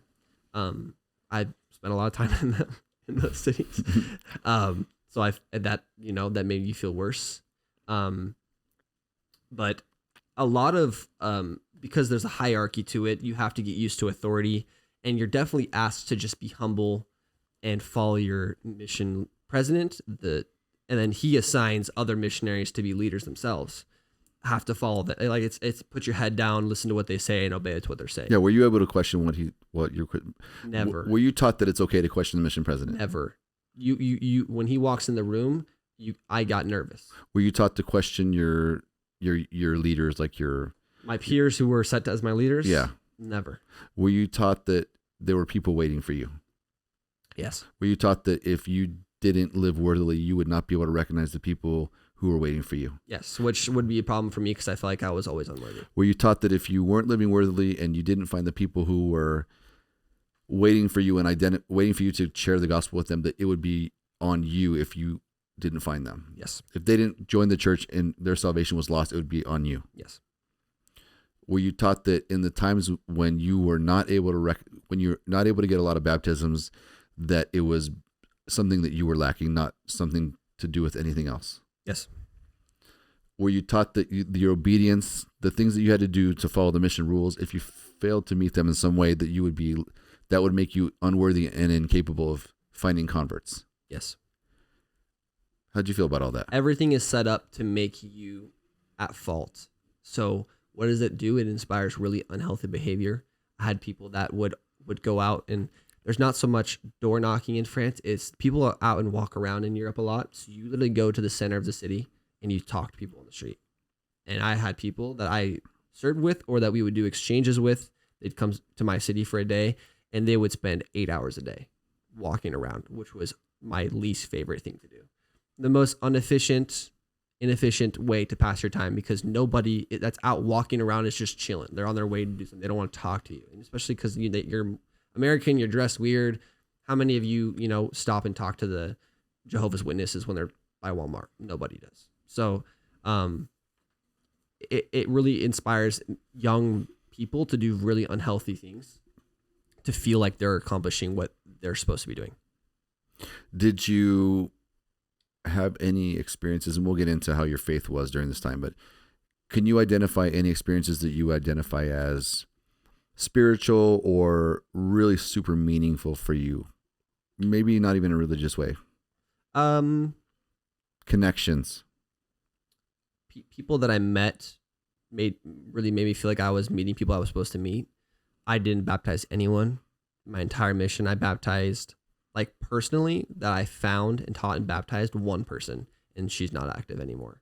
So, and that's what I was taught was the main thing that you needed to do. So if I didn't have that, I didn't feel really accomplished. I quickly learned that I needed to restructure my expectations, which went completely against what the president and the rest of the mission wanted. But I was looking at talking to less active members and talking to them about their story and why they're not active anymore, and maybe getting to know them better. I don't have a specific time. I had a couple of experiences with some people, but nothing that really stuck with me long term. I would say it was more of like just grinding through it. It's brutal. Was there any recognition by your mission president and leaders that we are in Europe? It's very, very difficult here. Your expectations are to be that it's going to be difficult. Did they ever make a recognition of that, or did they want you to be like you're a South American mission? Yeah, no, it's if we're not baptizing, it's because you guys aren't being faithful and aren't working hard enough. What were your interviews like with your mission president? And keep your mouth close to the mic. Sorry. What were your interviews like with your mission president? Really surface level, really boring, really just a formality that he had to meet with every single person, every transfer, which is 250 people. So I understand why he'd want to keep it quick, but he would like literally say the exact same thing every single interview. How I remember that is because he thought my name was French. So he would say Hulet because it looks French. And I told him like the second transfer is not French. But he still kept acting like it was French. The rest, like every single time, he would say that. So I was like, okay, so I paid attention to every single interview was the same, except for one, like my third or fourth, he's like, hey, how are you doing, Elder Hulet? Do you masturbate? Like straight, like nothing. Like that was the first question he asked me, and I was like, no. Were you lying? Yes, at that point, I was lying. At that point, so at that point I was lying. That I didn't masturbate one time until I was on my mission. Interesting. Yeah, which is you'd think it'd be the opposite. It was actually the opposite for me. Yeah. Since we're talking about it. Yeah. We're talking about our sexual habits. What was your mission president's name? Paul Sorensen. Look him up. He's just as cringy as he looks in his profile picture. Was he a popular mission president? He inspired the only like if people liked him, he was very surface level and boring. He was like a CEO, so he had that down. These CEOs are the worst. Yeah, there's no personality. So boring. So like holy that you like. I felt like you couldn't even connect him because he's way above you. So fairly young guy though, right? Mid-40s? Really young for his probably early 40s for his age. He had like kids who were like 7 or 8 still. So, but his wife was the same, super fake and cringy looking. Like they were nice people, whatever, but I would never ever talk to them after my mission. I never did. I never will. And if I saw him in public, I wouldn't talk to him. So you're there for 2 years and you can't identify a time when you thought, let's just make it this simple. When you felt closer to God than you had before in your life. I would really search for times because other missions around me would be like, oh, like we'd find a guy in this tree and he'd be like, yeah, I want to talk to you guys. My companion would be like, oh, he's been prepared by God. Like this is the one. So I'd kind of get a little hype about it just to feel good. But deep down, I never felt like, oh my gosh, like that's God talking to me right there. Never. I was praying I'd prayed more in the first 6 weeks of my mission than I did my entire life, either with my companion or myself. And I still just never felt anything. I never felt any answers. Majority of my mission was spent just bashing my head against the wall, trying to find people, going out for hours, not finding them. And every single time I would every single time I would not find somebody, I would come home and say, oh, it's because like I'm still guilty of these things. Like it's my fault. Not because nobody gives a crap about some random religion. It was my fault. So, and I'm not 100% putting this on the church either. I know it's an unhealthy like thing that I did to myself, but like I didn't make this up on myself necessarily. I didn't just come up with this guilt thing. I didn't come up with this worthiness thing. The mission, like I said, it amplified those problems by 100 while I was there the whole time too. Yeah. At what point did you start to have doubts about the church because of this? Yeah, there was some rules on the mission that I started to think, that doesn't really line up with what I think. And I had to come to terms with that. There was because we had devices, we had to have stricter rules on usage called safeguards. Every missionary will know what I'm talking about. But because devices were so new and my mission president was new, it was like I read that more than the Bible. I read that more than the Book of Mormon. Those safeguards, like every single meeting, we read a passage. It was basically just like structure for how to avoid using your tablet for the wrong thing. We had access. The wrong thing meaning anything outside of what they wanted you to know. Yeah, and people found a way to get stuff on their iPads. So there was a way to use it in a way that was inappropriate, which it is what it is. I never did because I was so scared of it. And at some points when I did maybe use it for the wrong reason or I got caught, it came back to bite me, and it escalated at some points. And meaning like for example, I was once told that my grandpa had cancer and I was looking up at those messages, not on P-Day. So they tried to take away my iPad for the rest of my mission. Another time, I don't need to get into specifics, but like those rules for me were like, what's more important? Like my grandpa having cancer or me following these safeguards, or we weren't allowed to play soccer with each other on P-days anymore, which my mission had done for years as a tradition.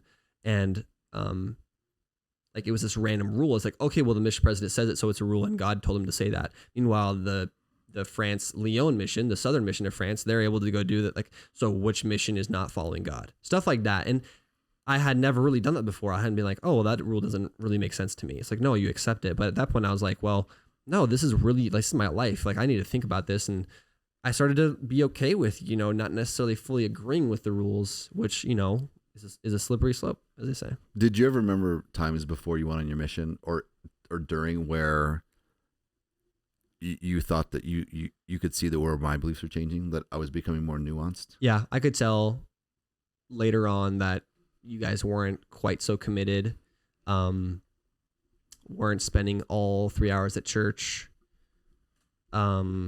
Farmer boys, we used to go hang out there all the time, second hour. Yeah, Shout out little Farmer comments, little things here and there I could tell. And as far as I was concerned, you guys had accomplished most of what you needed to accomplish in the church anyway. And it was my turn to do things, so I wasn't quite so focused on it.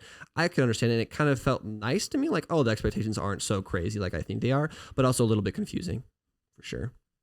And I have that part of that of you in me, where I have it as part of my notes, where I have kind of always been a little bit averse to authority. Like I said earlier, I hated the leaders who told me, like, were on me to finish my scouts. I hated them, and I still don't like them very much because it, like, how's scouts working out now for you? Right, he probably wanted to diddle me.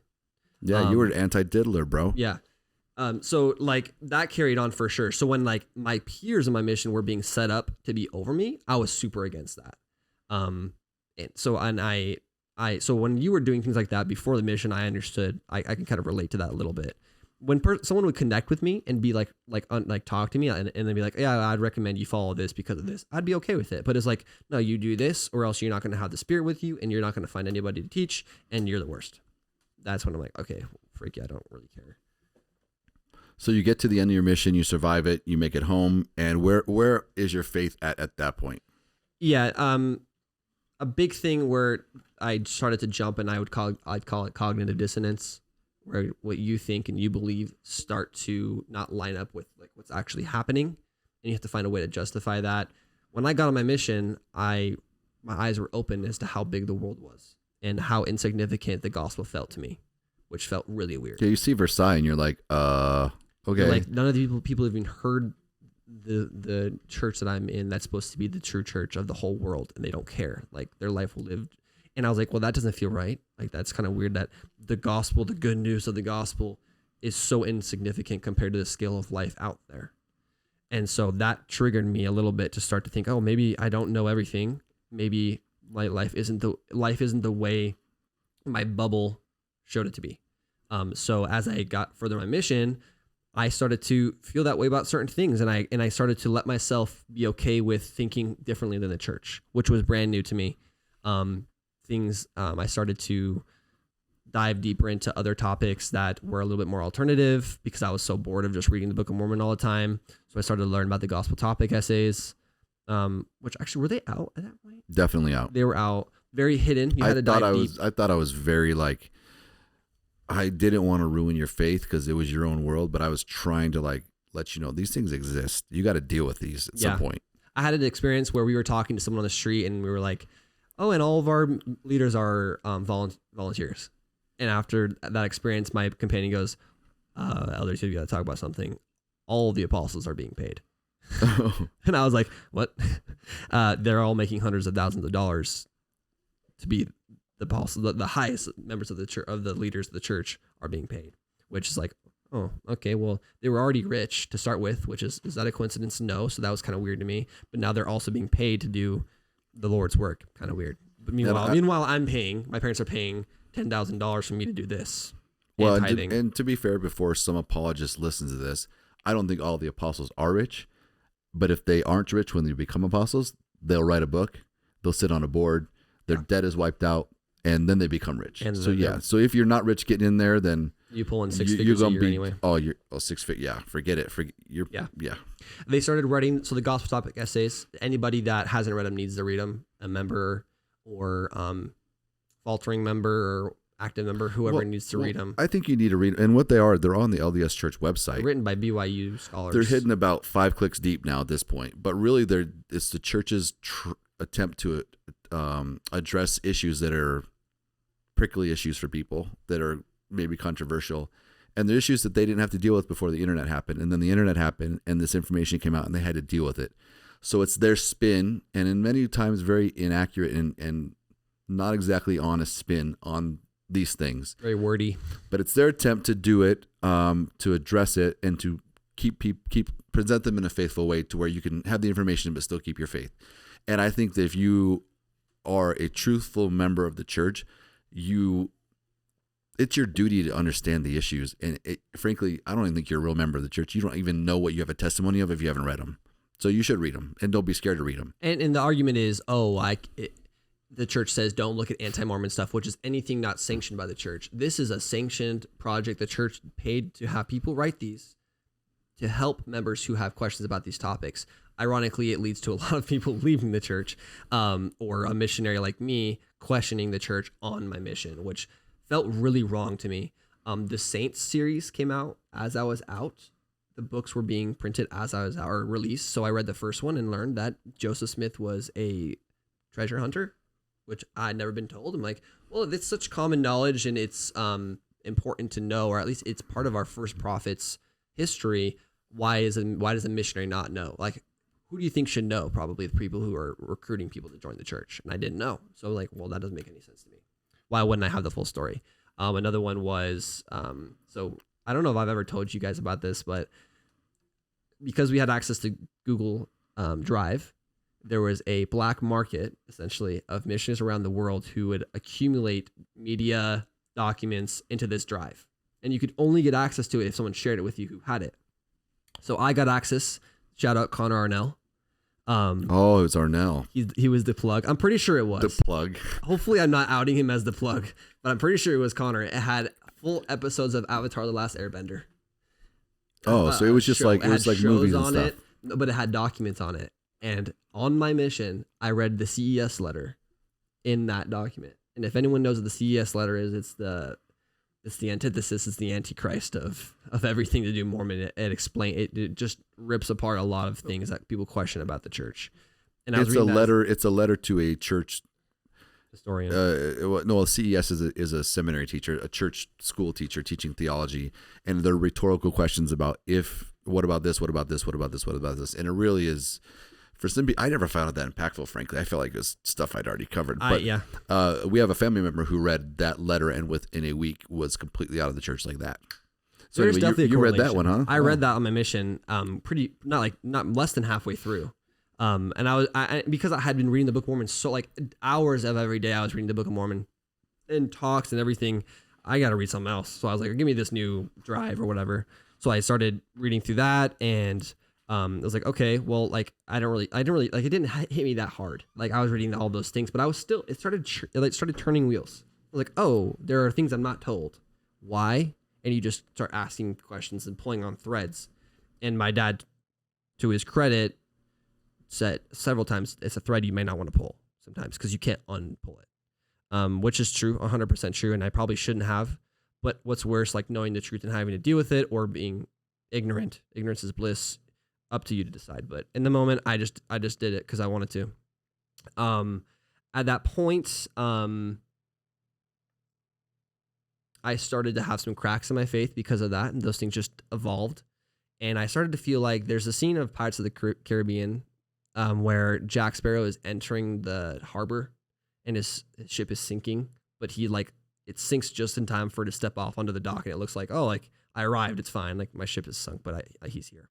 It's a funny scene if you've ever seen it, but that's how I felt in my mission. I said, okay, my ship is sinking. I have these cracks and these doubts to the point where I would refuse to even talk about it with people. Like I would talk to someone on the street, and they would want to keep talking to us, and you go through these lessons over time, and one of them is Joseph Smith, and I would literally skip it. We're going to talk about families today because I didn't believe in Joseph Smith that way anymore. I didn't feel comfortable testifying of it. So like I was kind of sinking here, and I had just a few things left that I still really believed in. And at that point I was like, I love it here. I want to help these people and serve them. I was doing service, so I'm doing good still. I'm going to stay and basically just stayed afloat just enough to get to the end. I wanted to finish so bad, and I wanted to like as a personal thing to not let my family down, even though looking back, you guys probably wouldn't care. I'd have been like, my man. You would have been happy for me to come home. Which is a good point because it was kind of confusing to have that sort of feelings from you guys. Like, well, we don't really care what you do anymore. Like, but I wanted to finish my mission nonetheless. And I want to say this because one of the main points of my story here is a lot of people like to discredit people like me by saying, oh, you were just lazy. You never really believed. You were looking to sin, like you were looking to go drink, or you were looking to leave so you can go have fun. I was in torture for 2 years. I probably came out of my mission neutral. Like it hurt me as much as it helped me. But it hurt me a lot, and it really discredits all of that when people try to say that to me. I just want to show I pushed through that with all those doubts and still did what was right regardless. And I suffered through a lot. And suffer seems dramatic, but it's not. If you've gone on a mission, you know at least some sort of what I mean. I didn't quit. I didn't do this because it was easy. So I finished. It's actually harder to do it when you don't fully believe it. It's harder to send your kid on a mission when you don't fully believe it. That's why I was cried for a week after you left. 'Cause I was like, yeah, I don't even believe in what he's doing. Yeah. But I actually believed that you would grow, and I believed it was on the net better for you than not. But it was rough. And here's what people are going to say. We don't need to dwell too long. Here's the narrative already of someone who watched this. Here's a kid who was on a faithful path, got into some morality problems, and that damaged his faith, and he never fully repented from it. His bishop gave him an easy way out. He never should have been on a mission. Therefore, he never had the faith. He couldn't feel the Spirit. He wasn't inspired, and then he made it worse by getting into not keeping all the rules, getting into some dark web missionary stuff, reading anti-Mormon materials halfway through his mission, and he wonders why he struggled, and he wonders why he had a hard time. And that is what's so fucked up about the church, that someone would think that way. Thanks. I'm just defending you. It's okay. And I mean, if anyone wanted to question if I repented enough to be forgiven, I repented enough to be forgiven 10 times over, according to the atonement. I talked to God enough to be forgiven for my sins, much more than I needed to. So why wasn't I forgiven then? I don't know. I guess it was my own fault. Like that's what I was told. So, and I want to say I started with the church sources. The Saints is the church published thing, and the gospel topic essay. I started church, and I was like, I'm just going to figure this out because I need to know. I'm a missionary. I need to know. And it just turned out there are no answers. There's no good explanation as to why you don't know and why those things happen in the first place. So, coming home. Oh, so you float off the boat, the dock. You're Jack Sparrow. You get off the boat. It's enough time to get back. You land home. in Vegas. Joyful reunion. We get down to Laguna Beach. Mm-hmm. Laguna Beach. Mm-hmm. And you get a surprise visit from your girl, Katie Kate Keller. Yeah. And take us from there. Yeah. So funny story. On my mission, a lot of people will know Kate got engaged while I was on my mission.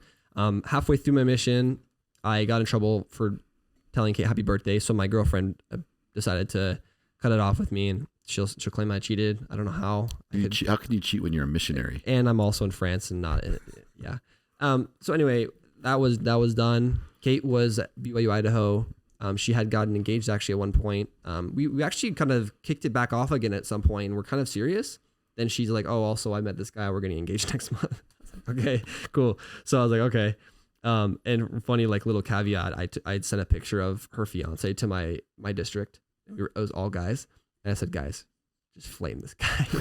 So they all call me. They're all Facebook messaging me back and just like, so stupid, so ugly, probably. Well, I was just like, he's not a handsome fellow. That was my take. I was like, well, this is the one. Yeah. This is the one. It just goes to show how I don't want to like bash too hard because Kate had some sort of connection with him, but that's how much I cared. Like I really liked her, so I felt hurt. So I went pretty much most of the last year of my mission not talking to any girls. And then right before I came home, Kate was like, "Oh, I'm not called." Like, their engagement got called off eventually because of other reasons. But probably about 6 or 7 months before you came home, right? Yeah. So there was still time, and Kate messaged me, and we talked a little bit. And that the last little time, we're like, "Oh, well, let's because we've gone this far, and Kate wasn't dating anyone too seriously. We're like, oh, let's meet up again, like after my mission, and let's just see if there's anything still there. It's been so long." Let me ask you that. When they changed the rule when you're on the mission to where it was a sin to call home more than twice a year. Like you could only call home twice a year. Then God decided, you know what? I'm going to take it easy on this new generation. I'm going to let them call home once a week. We did video calls. Did you ever do video calls with Kate when you weren't supposed to? Yeah, and that's a good point. Thanks, because that was another rule. I'm like, okay, well, a week ago, this was a really, like, probably the worst thing you could have on a mission is calling your family. Well, even texting your family outside of... Yeah, like I said, I almost lost my iPad for most of my mission because I texted you guys with my grandpa. And I was like, okay, so last week I would have gotten sent home for this, and now it's okay. And everyone was celebrating. I was like, guys, this is freaking messed up. Like, now I can call them. So I was able to call them every week for the last 6 months. Let me ask you this: did it make it harder to be able to call us every week? No, I was already downhill. I had 6 months left. So It maybe would if have I made it was, harder. there were some who refused to call their family still. Well, it should have been like once a month. Once a week's Yeah. too much. Yeah. I Plus, think- you don't have much to talk about after a week. It's too much. So- I'm sick. But anyway, did you do videos with Kate when you were on your mission? One time I rang Kate and she answered. Oh, I rang you first, right? She's listening over here, by the way. Huh? She doesn't want to admit that she called me. We did it a couple times. You're not supposed to, but I would make sure that I did exchanges to make sure I had a cool missionary with me on P-Day, so he wouldn't care. Well, that was my question. What your relationship was when she flies out to California to surprise you. Yeah. Had you had some interactions at least Yeah, we've been calling and videoing for a little while, and just nothing serious, nothing romantic, just like, being in touch. And I'm excited to see you because you were dating most of the time, and I was really hesitant. I was guarding my feelings because she burned me before. Yeah, she's honest with known to ourselves. just run off Yeah. some guy. Yeah, some farmer, and I wasn't a farmer. Wasn't good enough. So Farmersonly.com. farmer of souls. LDSfarmersonly.com. Yeah, so I come home and her and my mom conspired to have her surprise me literally 2 days after I got home, which is crazy. If you're a return missionary, you know how that feels. It's a lot. You were sick. You were physically ill. I got a flu on the way And home. you were jet lagged. It was bad. We were in California. It was hot. She shows up. And I don't think that we need to talk about too much. I can let her touch on that because it's more her area. But I was very guarded. I said, let's not do anything. I want to keep our options open because I was just a return missionary. I didn't want to. She kissed me the first day. Yeah, I know. We packed the first day. We were engaged in 2 months and married in 4 months. So we definitely weren't hesitant. We weren't. The second we saw each other, we knew like we had such a good connection and we'd been friends for so long, and we were so happy that there was no point to wait. So isn't it true that you were married in the temple 4 months after you got off your mission? Yeah. Despite not really truly believing the church that you were being married into. Yeah, when I got home, I was still battling that my thoughts and feelings versus the church's cognitive dissonance, kind of that weird, I'm in limbo. I want to believe and I have the instincts to believe, but I also kind of have these personal thoughts and feelings. Like, this doesn't feel right, Like I would never tell someone on my mission, like, oh, you're smoking, you can't get baptized, or you're living with your girlfriend, you can't get baptized. But my mission president would tell them that. And I completely disagreed, like stuff like that. So I came home and I was no longer a missionary. So I no longer had that connection to God or that holiness about me. So it got worse. Like, I really started to doubt. I really had issues. I had issues feeling connected to God. And this was August 2019. This was before COVID was coming up. Yeah. So this was August. So I decided, okay, well, I need to figure this out. I need to get ready. I'm getting engaged. We're going to get married. I have to be a priesthood holder. I have to be a good, husband and future father for her.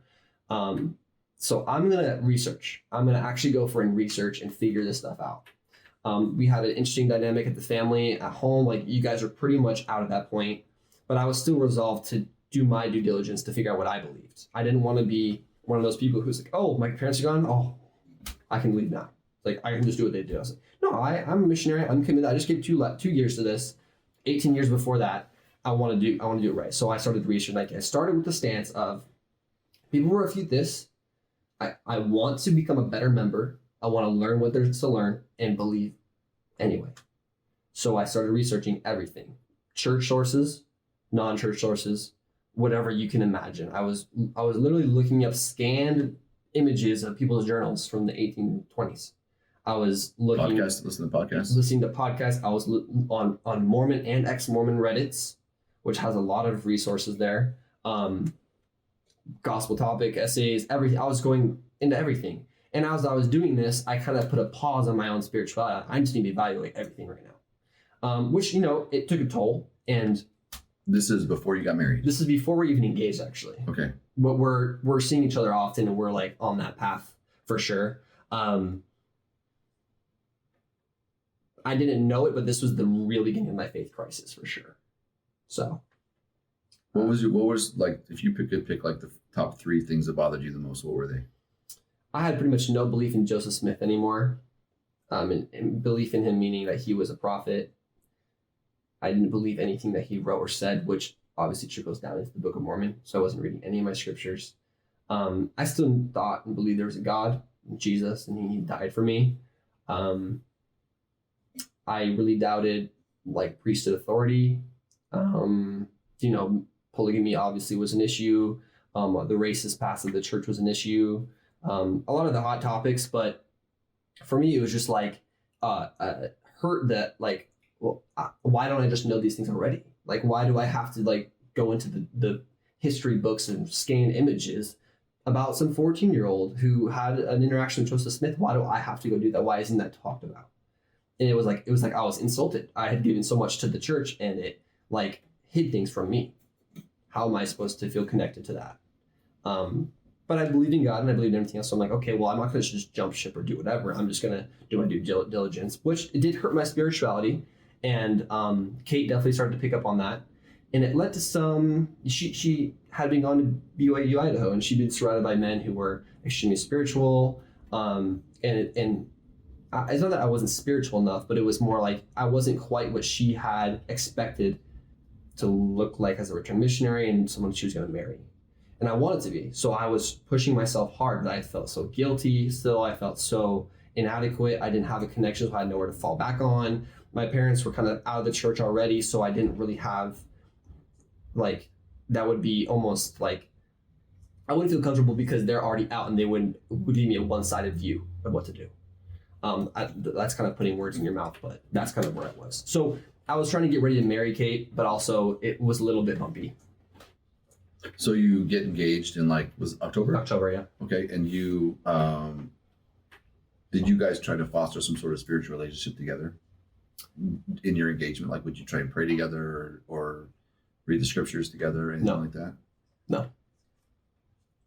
Kate was very spiritual. BYU is extremely spiritual place. Everyone, you pray in your classes. So she was in, to this day, the peak spiritual performance of her life. Okay, so you get to the wedding. Was it difficult for you to agree to do a temple wedding in the LDS temple? Yeah, it was because I had so many family members that weren't members of the church. With the Mormon temple marriage, it's only people who can hold it recommend. I knew probably my parents wouldn't be able to go, my siblings wouldn't be able to go, and my siblings wouldn't be able to go even if they were worthy, because you can only go if you're endowed.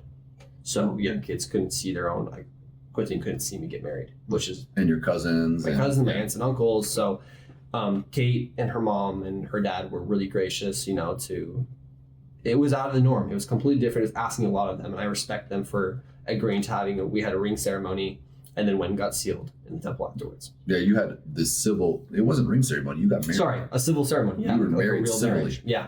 And to their credit, man, first of all, that is not the way it was done up until years. Up until then. If you got married civilly before you got sealed in the temple, married in the temple, you had to wait a year. Yeah. And the church finally said, for whatever reason, because it was only that way in the United States and Europe, you had to get married civilly before you could go in the temple. And wait a year. You didn't have to wait. I don't think. I think in Europe, because you couldn't even go. They didn't allow the temples to do the civil ceremony in the temple. Right. It wasn't like law bound. Right. And so because of that, they gave you a little leniency. But the thing is, like, you get married in the temple, and that's the coming out of the temple and do the picture of you guys walking out. Like, that is what is indoctrinated members of the church. And for her parents, who are very devout believers, and for Kate to be willing to make that concession, I'm sure was not easy for them, and much respect for them that we were able to be a part of that. So I'll always be very grateful to them for that. And ironically enough, the next month COVID hit and everyone started doing that.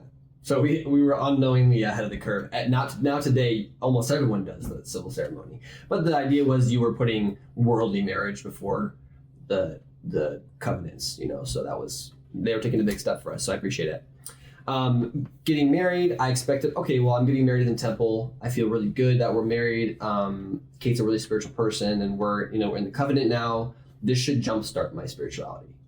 And it just didn't. So you were never going in thinking, I'm doing this. I don't really believe it. I'm just going to do it because that's what Kate wants, and that's what I'm purporting to be. So I got to just go through the motions. Maybe a little bit more like I know this is probably a good thing, but I'm not super sure, but I may as well still do it because it probably is a good thing. It probably is what I believe. And Kate really wants to do it. And if I don't believe in it, who cares? Other than Kate might care. Right, other than Kate might care. But my thought was, I'm just figuring things out. I'm going to be a member. So it's not like I have anything to lose there. And would God rather me not do it? No, he wants me to get married at the temple.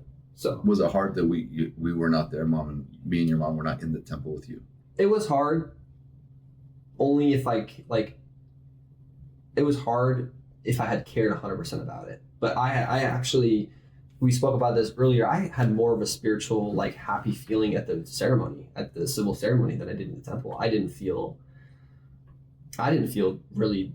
I felt so happy marrying her. I was like, this can't be wrong. I'm marrying Kate. I love her so much. But like spiritual, like God wise, like I didn't feel anything there.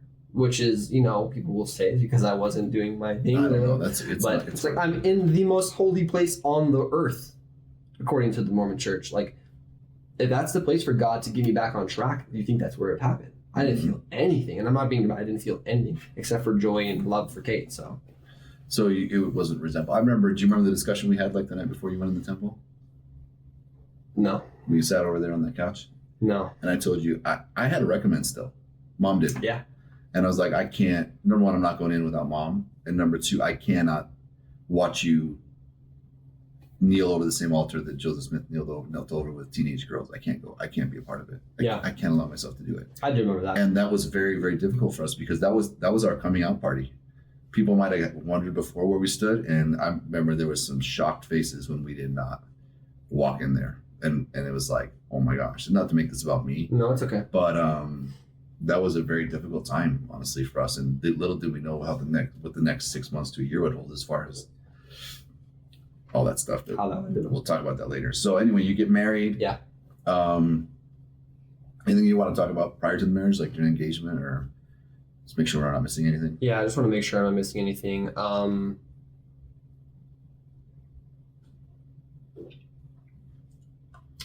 I guess I would just say I just knew where the church was taking me. I wanted to make sure that's what I wanted to do. So I was still doing a lot of researching and thinking and, praying and trying to pray and trying to get back on track as I would think. But Kate and I just kind of, I knew I loved her. I knew I wanted to be with her forever. And knew she was the one for me. So I kind of just based all my decisions on that. Were you more like almost hoping that like, okay, these issues I can live with those if it means that I have Kate. If I have Kate, I'll be fine. And from that point forward, Kate was everything in terms of God was never coming before her. My relationship with him was, I love her. So if I need to get married in the ceremony and then go to the temple, that's what I'm going to do. Okay. Because I love her. And no matter what, if she decided to leave the church after that, before me, don't care. I love you. I'm staying with you. Or vice versa, choose to stay in the church forever, the rest of her life, I don't care. So at that point forward, I could say everything became about our marriage and my love for her, for sure. So you get married, COVID hits, which made everything super difficult. You had to move back in with us, which is not what you want to be doing when you're newlyweds. And it was a crazy time.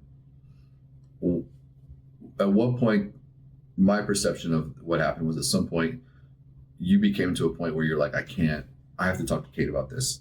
I have to tell her it's not getting better. It's getting worse. The marriage didn't make it better. There's a problem with the marriage, but it didn't do what I thought it was going to do. It's not good for my mental health to go to church or at least pretend like I believe it. Talk about it. Yeah. So the first 2 years, actually, I was still in that state, that limbo of trying to figure out, am I staying? Am I going? I want to stay, so let's figure this out. But these things are pulling me away. I'm not feeling that connection. I'm getting these weird answers from research and whatever it may be. On top of that, like it was making me not feel super spiritual, so I wasn't praying very much, even though I feel like I should be. So that was attributing my guilt as well too. It was piling on, like all this every night I'm not praying or saying my scriptures. Like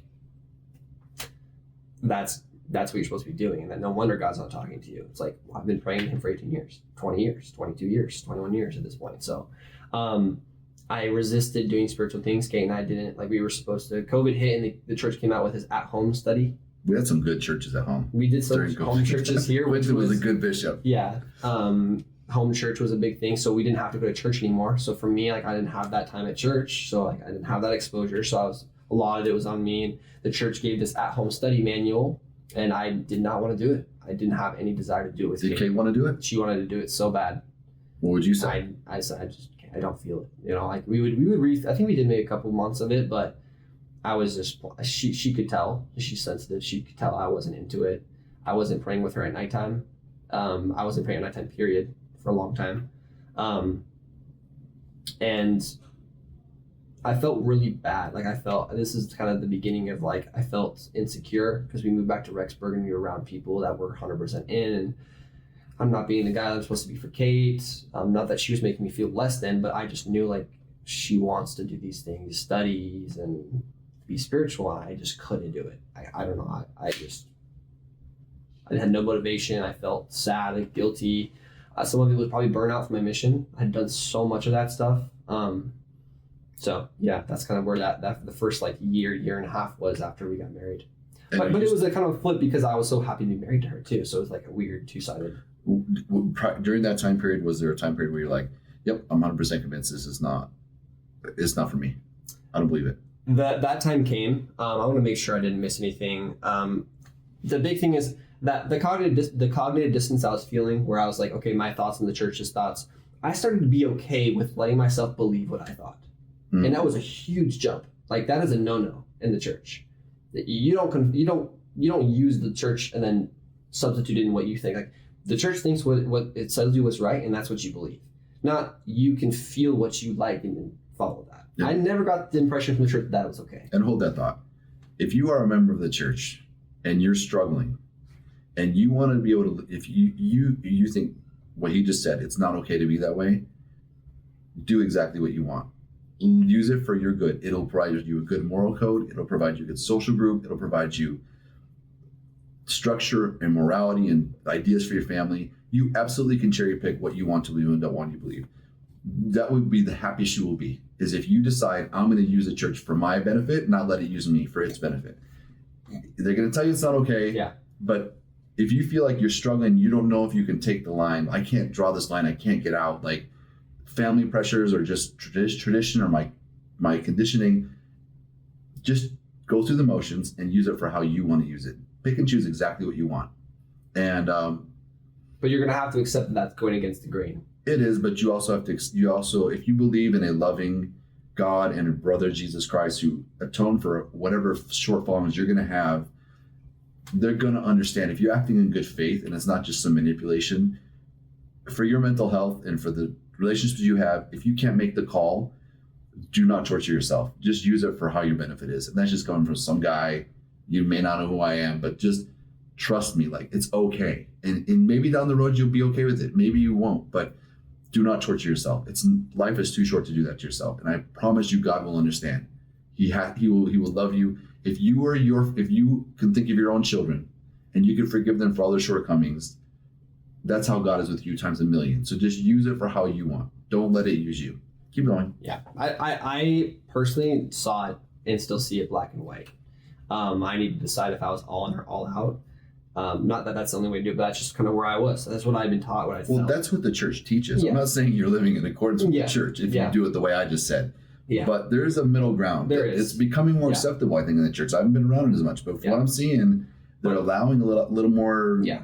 That's how a lot of churches are, though. You go on Mother's Day and Christmas and you're doing just fine. You know, like you use it for the gatherings and the structure and the help, but that's what the church is there for you. So personally, I didn't feel supported by it. I had only been burned by it, honestly. I had a lot of positive experiences and such, but in my adult life after my mission, I didn't feel like it benefited me all that much. We moved back to Vegas after Kate finished college, and I was still going to church with Kate even after church came back, and I would actually started, she's just an angel because she wasn't necessarily okay with it, but she would let me do what I wanted. And on the weeks where, went back to 2 hours, and second hour was either men and women together or men and women separate. And in the weeks where it was men and women separate, I would sit in the car for the whole hour. I would go drive to the gas station, buy a soda, whatever. And I just found that I would sit in that class with those guys and feel out of place, but also I disagreed with like 80% of what these doofuses around me were saying. Yes, it's not fair to me or them to sit here and just hate listen or feel out of place. So I'm just going to leave. I would go hang out with her on the weeks where it was the combined, because it was kind of funny. Like some of the discussions were funny to me, and people would say crazy stuff. And I was like, well, I'll just be with Kate. Like I said, it was always about being with her. So, and then the big moment came when that kind of kept evolving, and I got to the point where I didn't really believe enough. And we kind of combined this into two things, but I didn't believe enough in the covenants and the specific authority the church had to wear my garments anymore, because it's a physical representation of a promise that you make with God, basically. And I didn't feel that promise being fulfilled on either side. I didn't feel like it was even like not necessarily real. I felt like, and I think at the time I felt like it was real, but I just wasn't necessarily interested in being a part of that promise anymore. So I decided to stop wearing my garments. And that was a big thing with Kate, that pretty much became a discussion of, am I even going to be a member anymore? Because it's like almost the last step you take when you're leaving. Or, I mean, it depends, but for me it was big. It's like, that's a physical thing. It's not just like, I don't feel like I believe that anymore. It's like, no, I'm physically taking these off and putting them in the closet, and not wearing them anymore. So that was big. That discussion spiraled a little bit that night, and that was easily the hardest day of my entire life, was telling Kate, I don't believe in this. Actually, I don't think I believe in any of it. I don't even know how to describe, like, my world shifted, and in turn it knocked into hers and shifted her world, her expectations, my expectations, a little bit of betrayal, sadness, scare, fear. It was the hardest day of my life, easily. And I had gone on a mission, I'd gone through some hard things as a kid. It was the hardest thing I'd ever gone through. Did you think she might leave? Because that is not unheard of. Right. And I wrote down on here, the only next step, there's no room for mixed faith marriages in the church. It's hard. There's just no room for it doctrinally, culturally. It's not set up to work. It's just not. So what else would you say? You get divorced. And personally, why it was so scary to say it, because I thought, well, if it was me, flip flop, my first reaction is, oh, so we're getting divorced. Well, it's really hard you say that, because without getting into specifics, because I want to be respectful, the church teaches, like, when you die and you get into heaven, that you need to have, the man brings the woman into heaven. He's the one who takes her hand and brings her across that threshold into heaven. And if you're out of the equation and she's believing, who's going to take her there? You ain't going to be there. It's a family thing. You get sealed to your parents. So if one of your parents isn't there anymore, so I'm also affecting our future kids. Yeah. It's the whole worldview. So it was either decide, be okay with staying together and abandon the entire concept of a Mormon marriage that has been taught since you were born. And she's such a family person. She's been dreaming of this family for years. She's been wanting to get married for years. And I married her and made promises to her, basically, that I was going to do things. And I basically, at this point, was saying, I changed my mind. And I changed my mind. And not only that, when I made the promises, I wasn't 100% sure. And I'm changing your world because I'm changing my mind. So and your eternity, not just your world. Yeah, I felt selfish. I felt like, because we're not talking about something that's going to last the rest of our life. We're talking about something that's going to last forever, a marriage. So that was really hard. A lot of people, statistically, I think most Mormon marriages end at that point. And ours didn't. She stayed with me.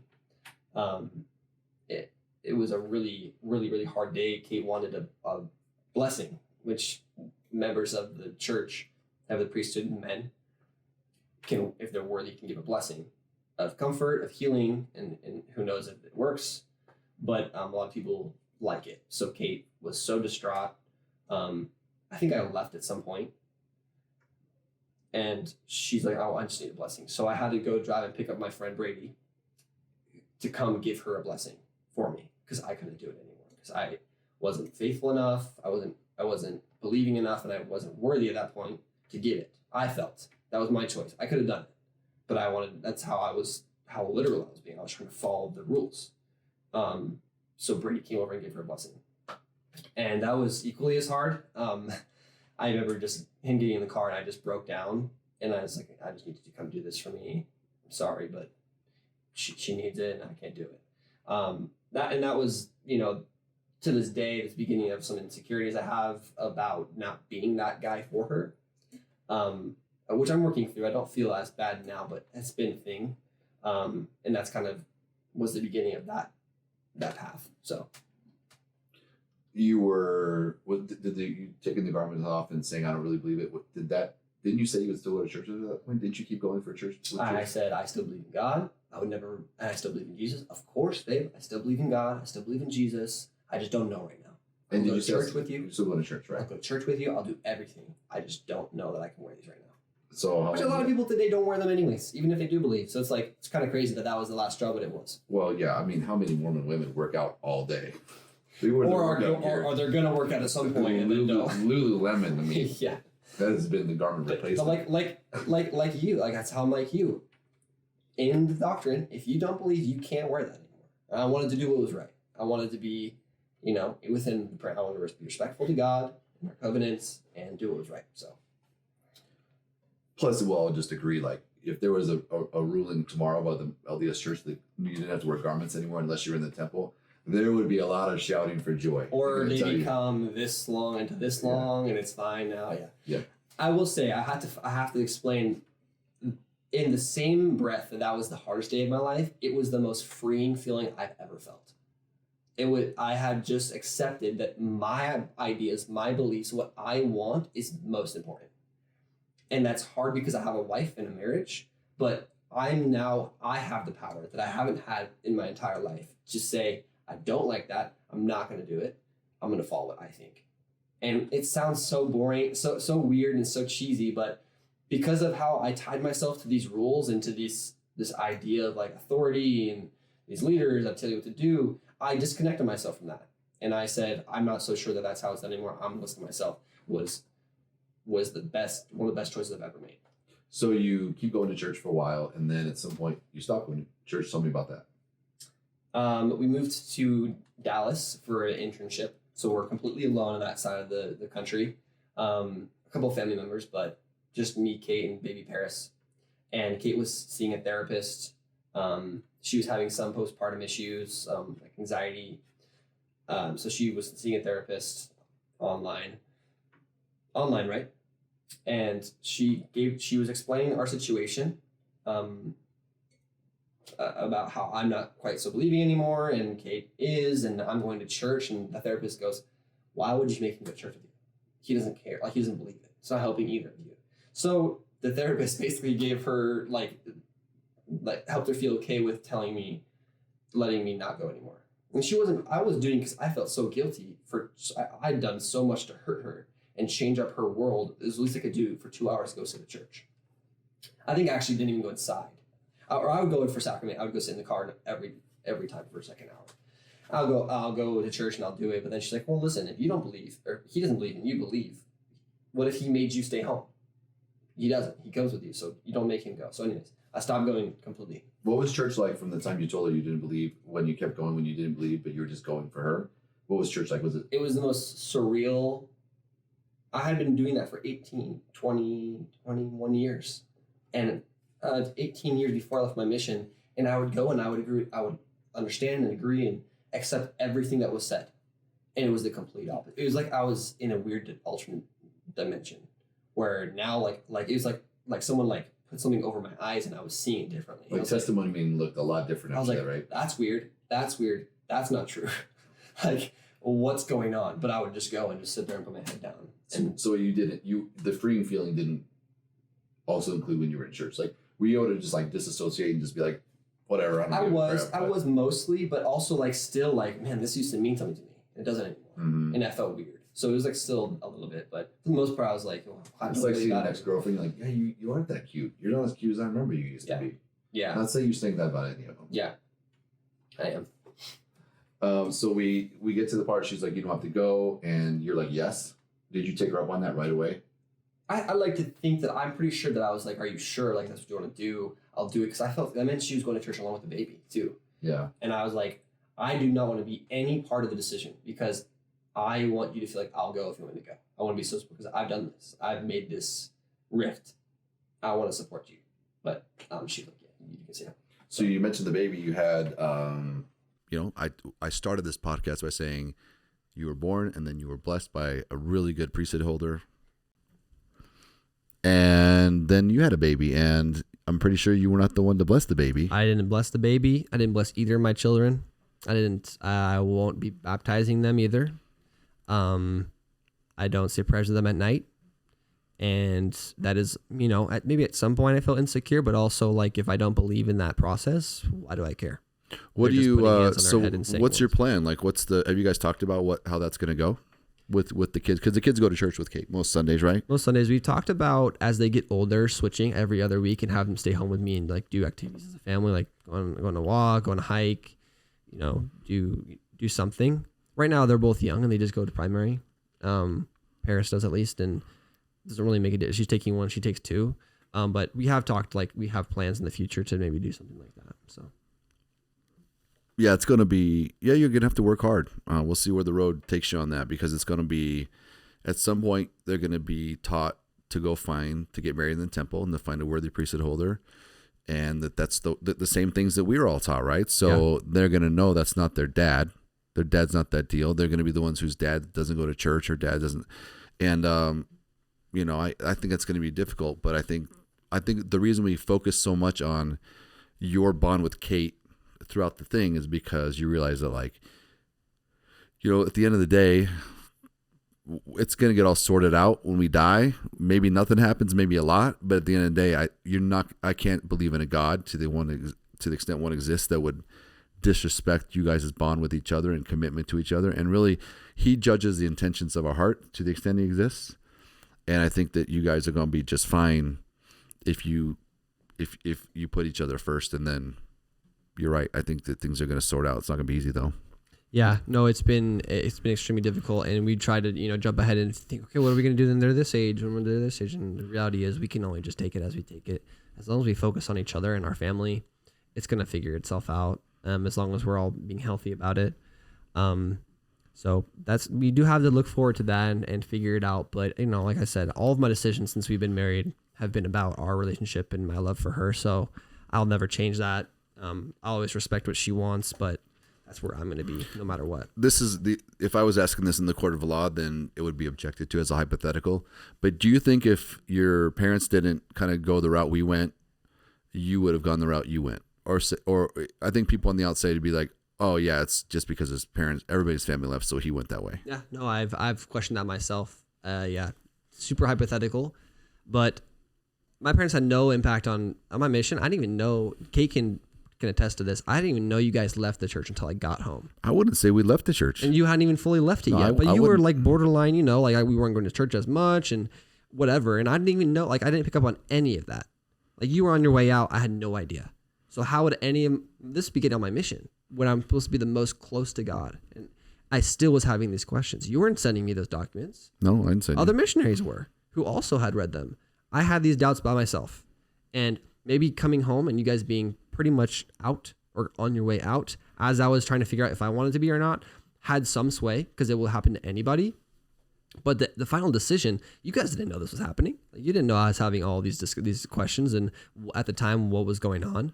This was 100% me, and I will fight for that because how important it was to me to feel like it was my decision. This is not God's involved anymore. This is my leaders aren't involved. My parents aren't involved. I'm choosing to do what I want.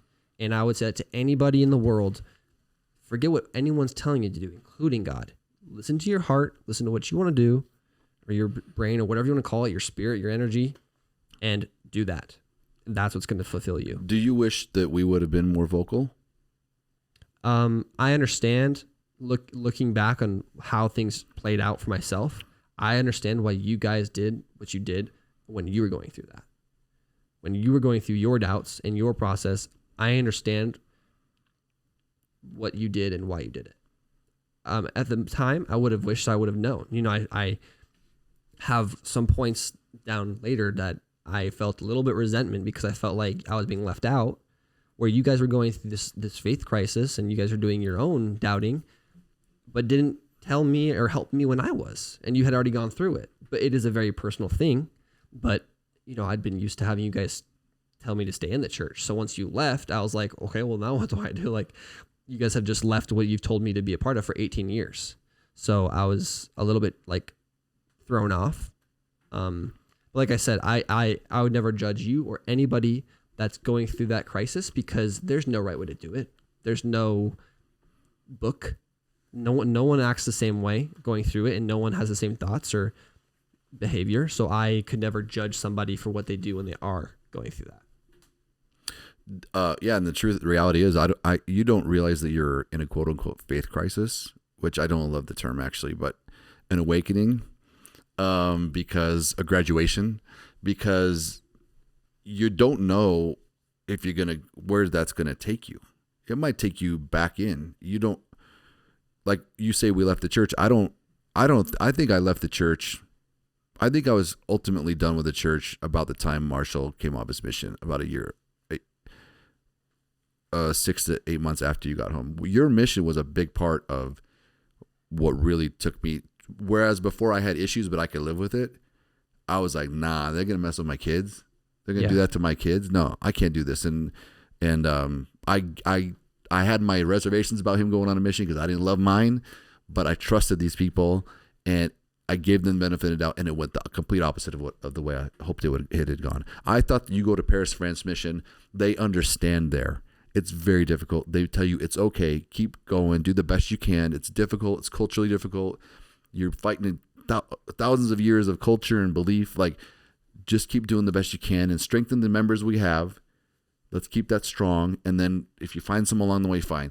And it went exactly the opposite. Yeah. And I think it's frankly disgusting. And what else is I going to ask you? Resentments. Did you have something else you want to talk about on that? I want to talk about, this is a really important part. Now we can edit this down as much as we want to.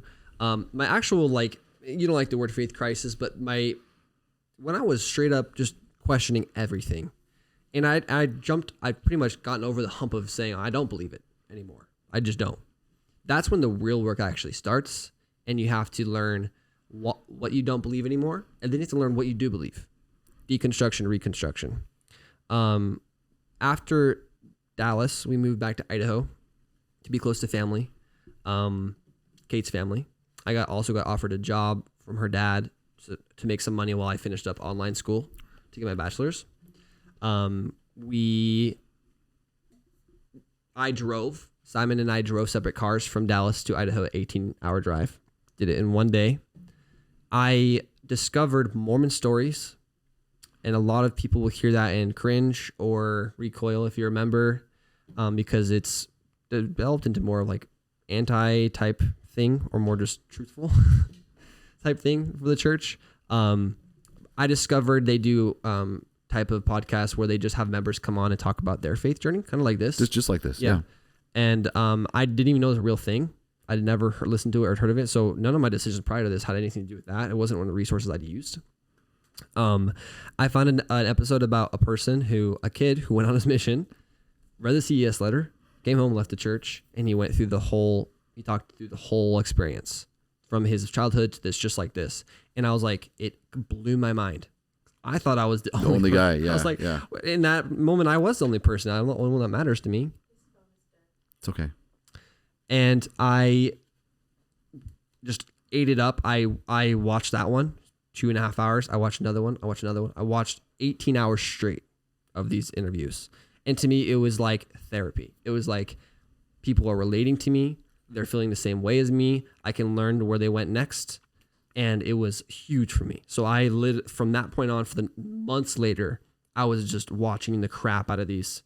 And honestly, if you really don't like Mormon stories, you haven't listened well enough, or you're probably an active member, because a lot of them, they may be pretty harsh, but historically, and people's experiences are all accurate. And while maybe geared against the church, I will say it is a resource that's worth looking at. I don't agree with everything they say, and don't have all the same viewpoints, but I will say it helped me immensely. I also kept reading those historical documents. I reread the CES letter, trying to figure out how I felt about that. I was very much trying to figure out why I didn't believe in these things anymore, that I knew I didn't, and then trying to figure out what I did believe. I tried to talk to Kate about them, and that just didn't work. You want to talk to the person you care about the most about these things, but it's just not fair to ask her to do that. Well, it's interesting you say that. When I was going through, because I was historical, right? I just broke down the evidences, like blah, and I would talk to mom about it, and she would say, Jeff, I don't want to hear it. Yeah, I don't want to hear it. I don't want to hear about it. Don't do that to me. I'm good. I don't want to hear it. So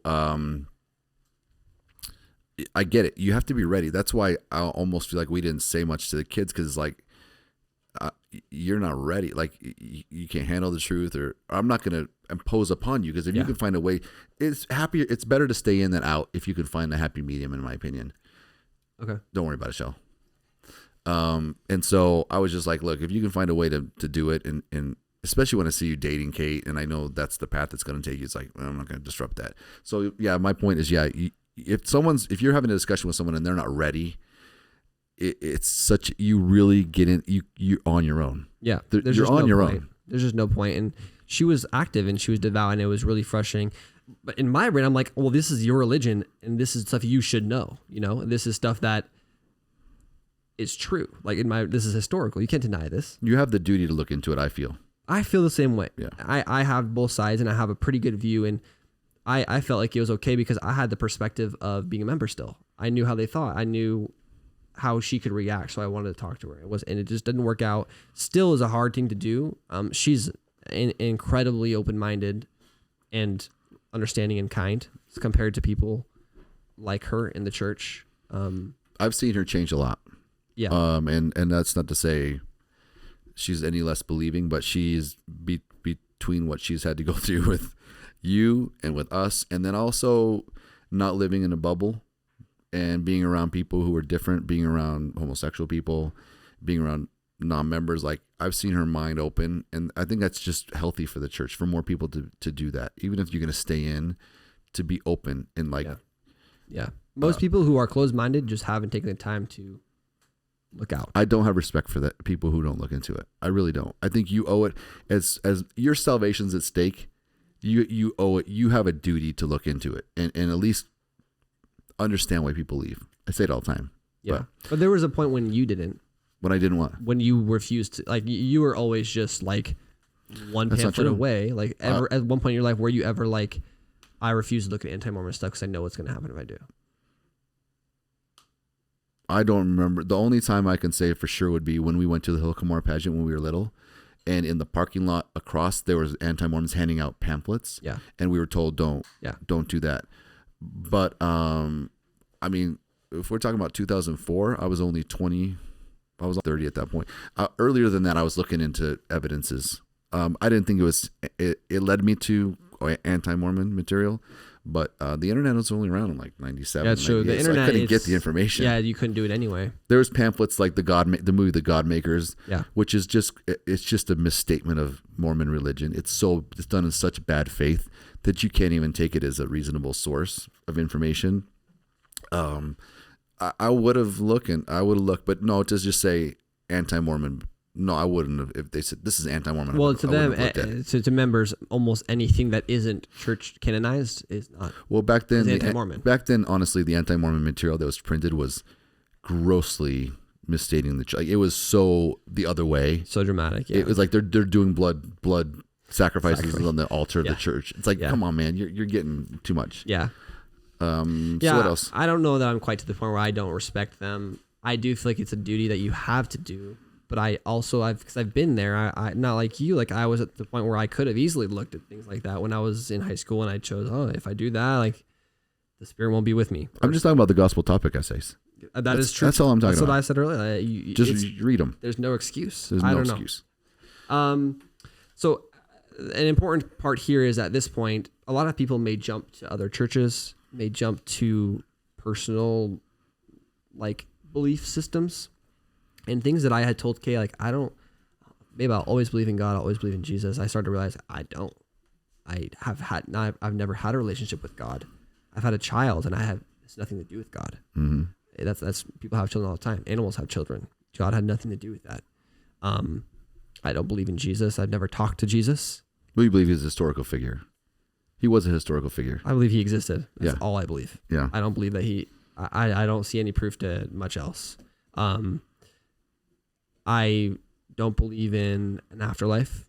things like that. And I was like, wow. Are you like certain, or are you just like, you if you had to say one way or the other, you're sure there's not, you don't think there is? I don't believe there is. You have a certainty on it. Yes. Oh. I don't believe that there's an afterlife right now, as this point, 29th of August 2025. I don't believe that there's an afterlife. I don't believe that there's God. I don't believe in Jesus Christ's atonement. That's where I stand right now. And when I started to accept that, it felt really scary, because at that point, you're stripping away your entire life's belief system. And that was terrifying. You lose your crutch. Terrifying. No one will ever know until you go through how scary it is to unbelieve everything you believe, without anything to replace it. A lot of people search for another religion, or they stay Christian and go look at, or they look for a group or a book club, or who knows. Humans invent things all the time to help themselves feel better about our lives. I didn't. I said, I'm going to face this and I'm going to do what I want. I don't believe in these things. So that was a little bit harder to accept. But like I said, Kate's been incredibly understanding, and I know that she loves me too. I know that she will always put me first, and that's all that's really mattered. And that's kept us together. We have another child. We're going to probably have some more. At least 3. And the last thing I wanted to talk about was, I guess we talked about my resentment. I felt a little bit of resentment towards you guys, resentment towards God, which helped me to get to the point where I don't believe in him. But like I said, I don't judge you guys, and I understand why you behaved the way you do, what you did, why you did it. I guess now I still am battling some repercussions of my journey. Like I said, guilt still hits me sometimes, though it shouldn't. Anger towards the church to the point where I've actually removed my records. I was going to ask you about that. What was that all about? Part of the anger, and I don't regret it, because I don't want to be associated with it or counted as their member, because if I hadn't, they would count me as a member, and I'm not. You're not giving them the dub? No. Unfortunately, I think it is a corrupt organization. I have fallen into bouts of nihilism, which is kind of extreme pessimism about like existence and why do anything. Bitterness. But what I would want to say to anybody that is going through that or will go through that is, Mormons have their beliefs to get themselves through life, to get to the next life.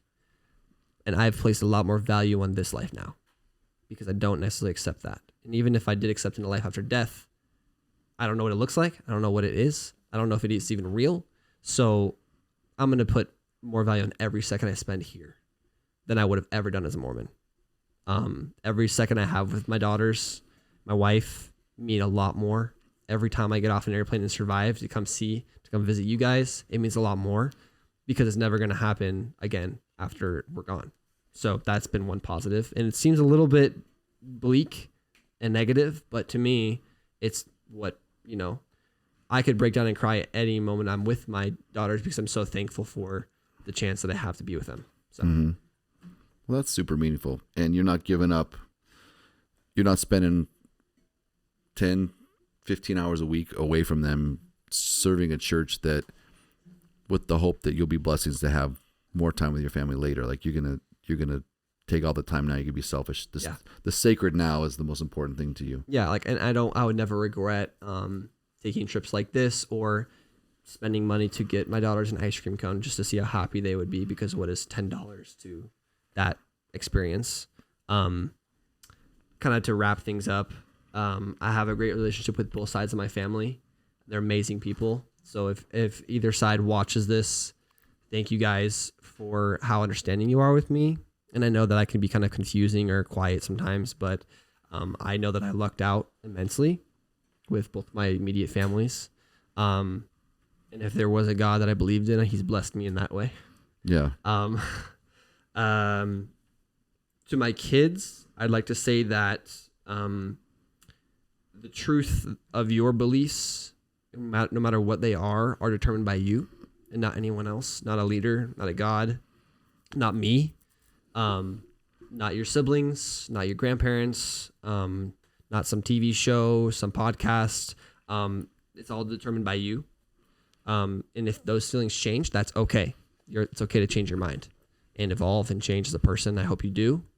But make sure that you are doing your due diligence to figure out what you believe and why you believe it, and following your heart and following what you feel is right.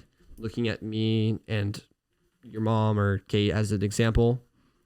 And at the end, we'll love you either way. All the same. So, yeah, that was the last thing I wanted to say in case someday one of them sees it. Well, that's why we did this, really. And well, it's amazing. I'm super proud of you. I love you so much. I know there were days when we were in soccer land, we would spend hours upon hours together, and it's not that easy these days, but you are a sweetheart. You're a kind, loving person. You have a tender spirit about you. You always have since you were little. You love animals. You love little kids. You love ice cream. So what could go wrong with that? So proud of you. I know it's not an easy journey, but it's a journey that really you had to take on your own to have the conviction you have and have to be where you are as a person. So I want the world to know I love Max. If you're his kids, if you're anybody who ever watches this, if I'm long gone and dead, like I couldn't be prouder of the person he is, the decisions he's made, the father he is, the husband he is. And I love you so much, and I really appreciate you. It's very brave for you to come on here and do this. Thanks. Love you too. All right. Peace.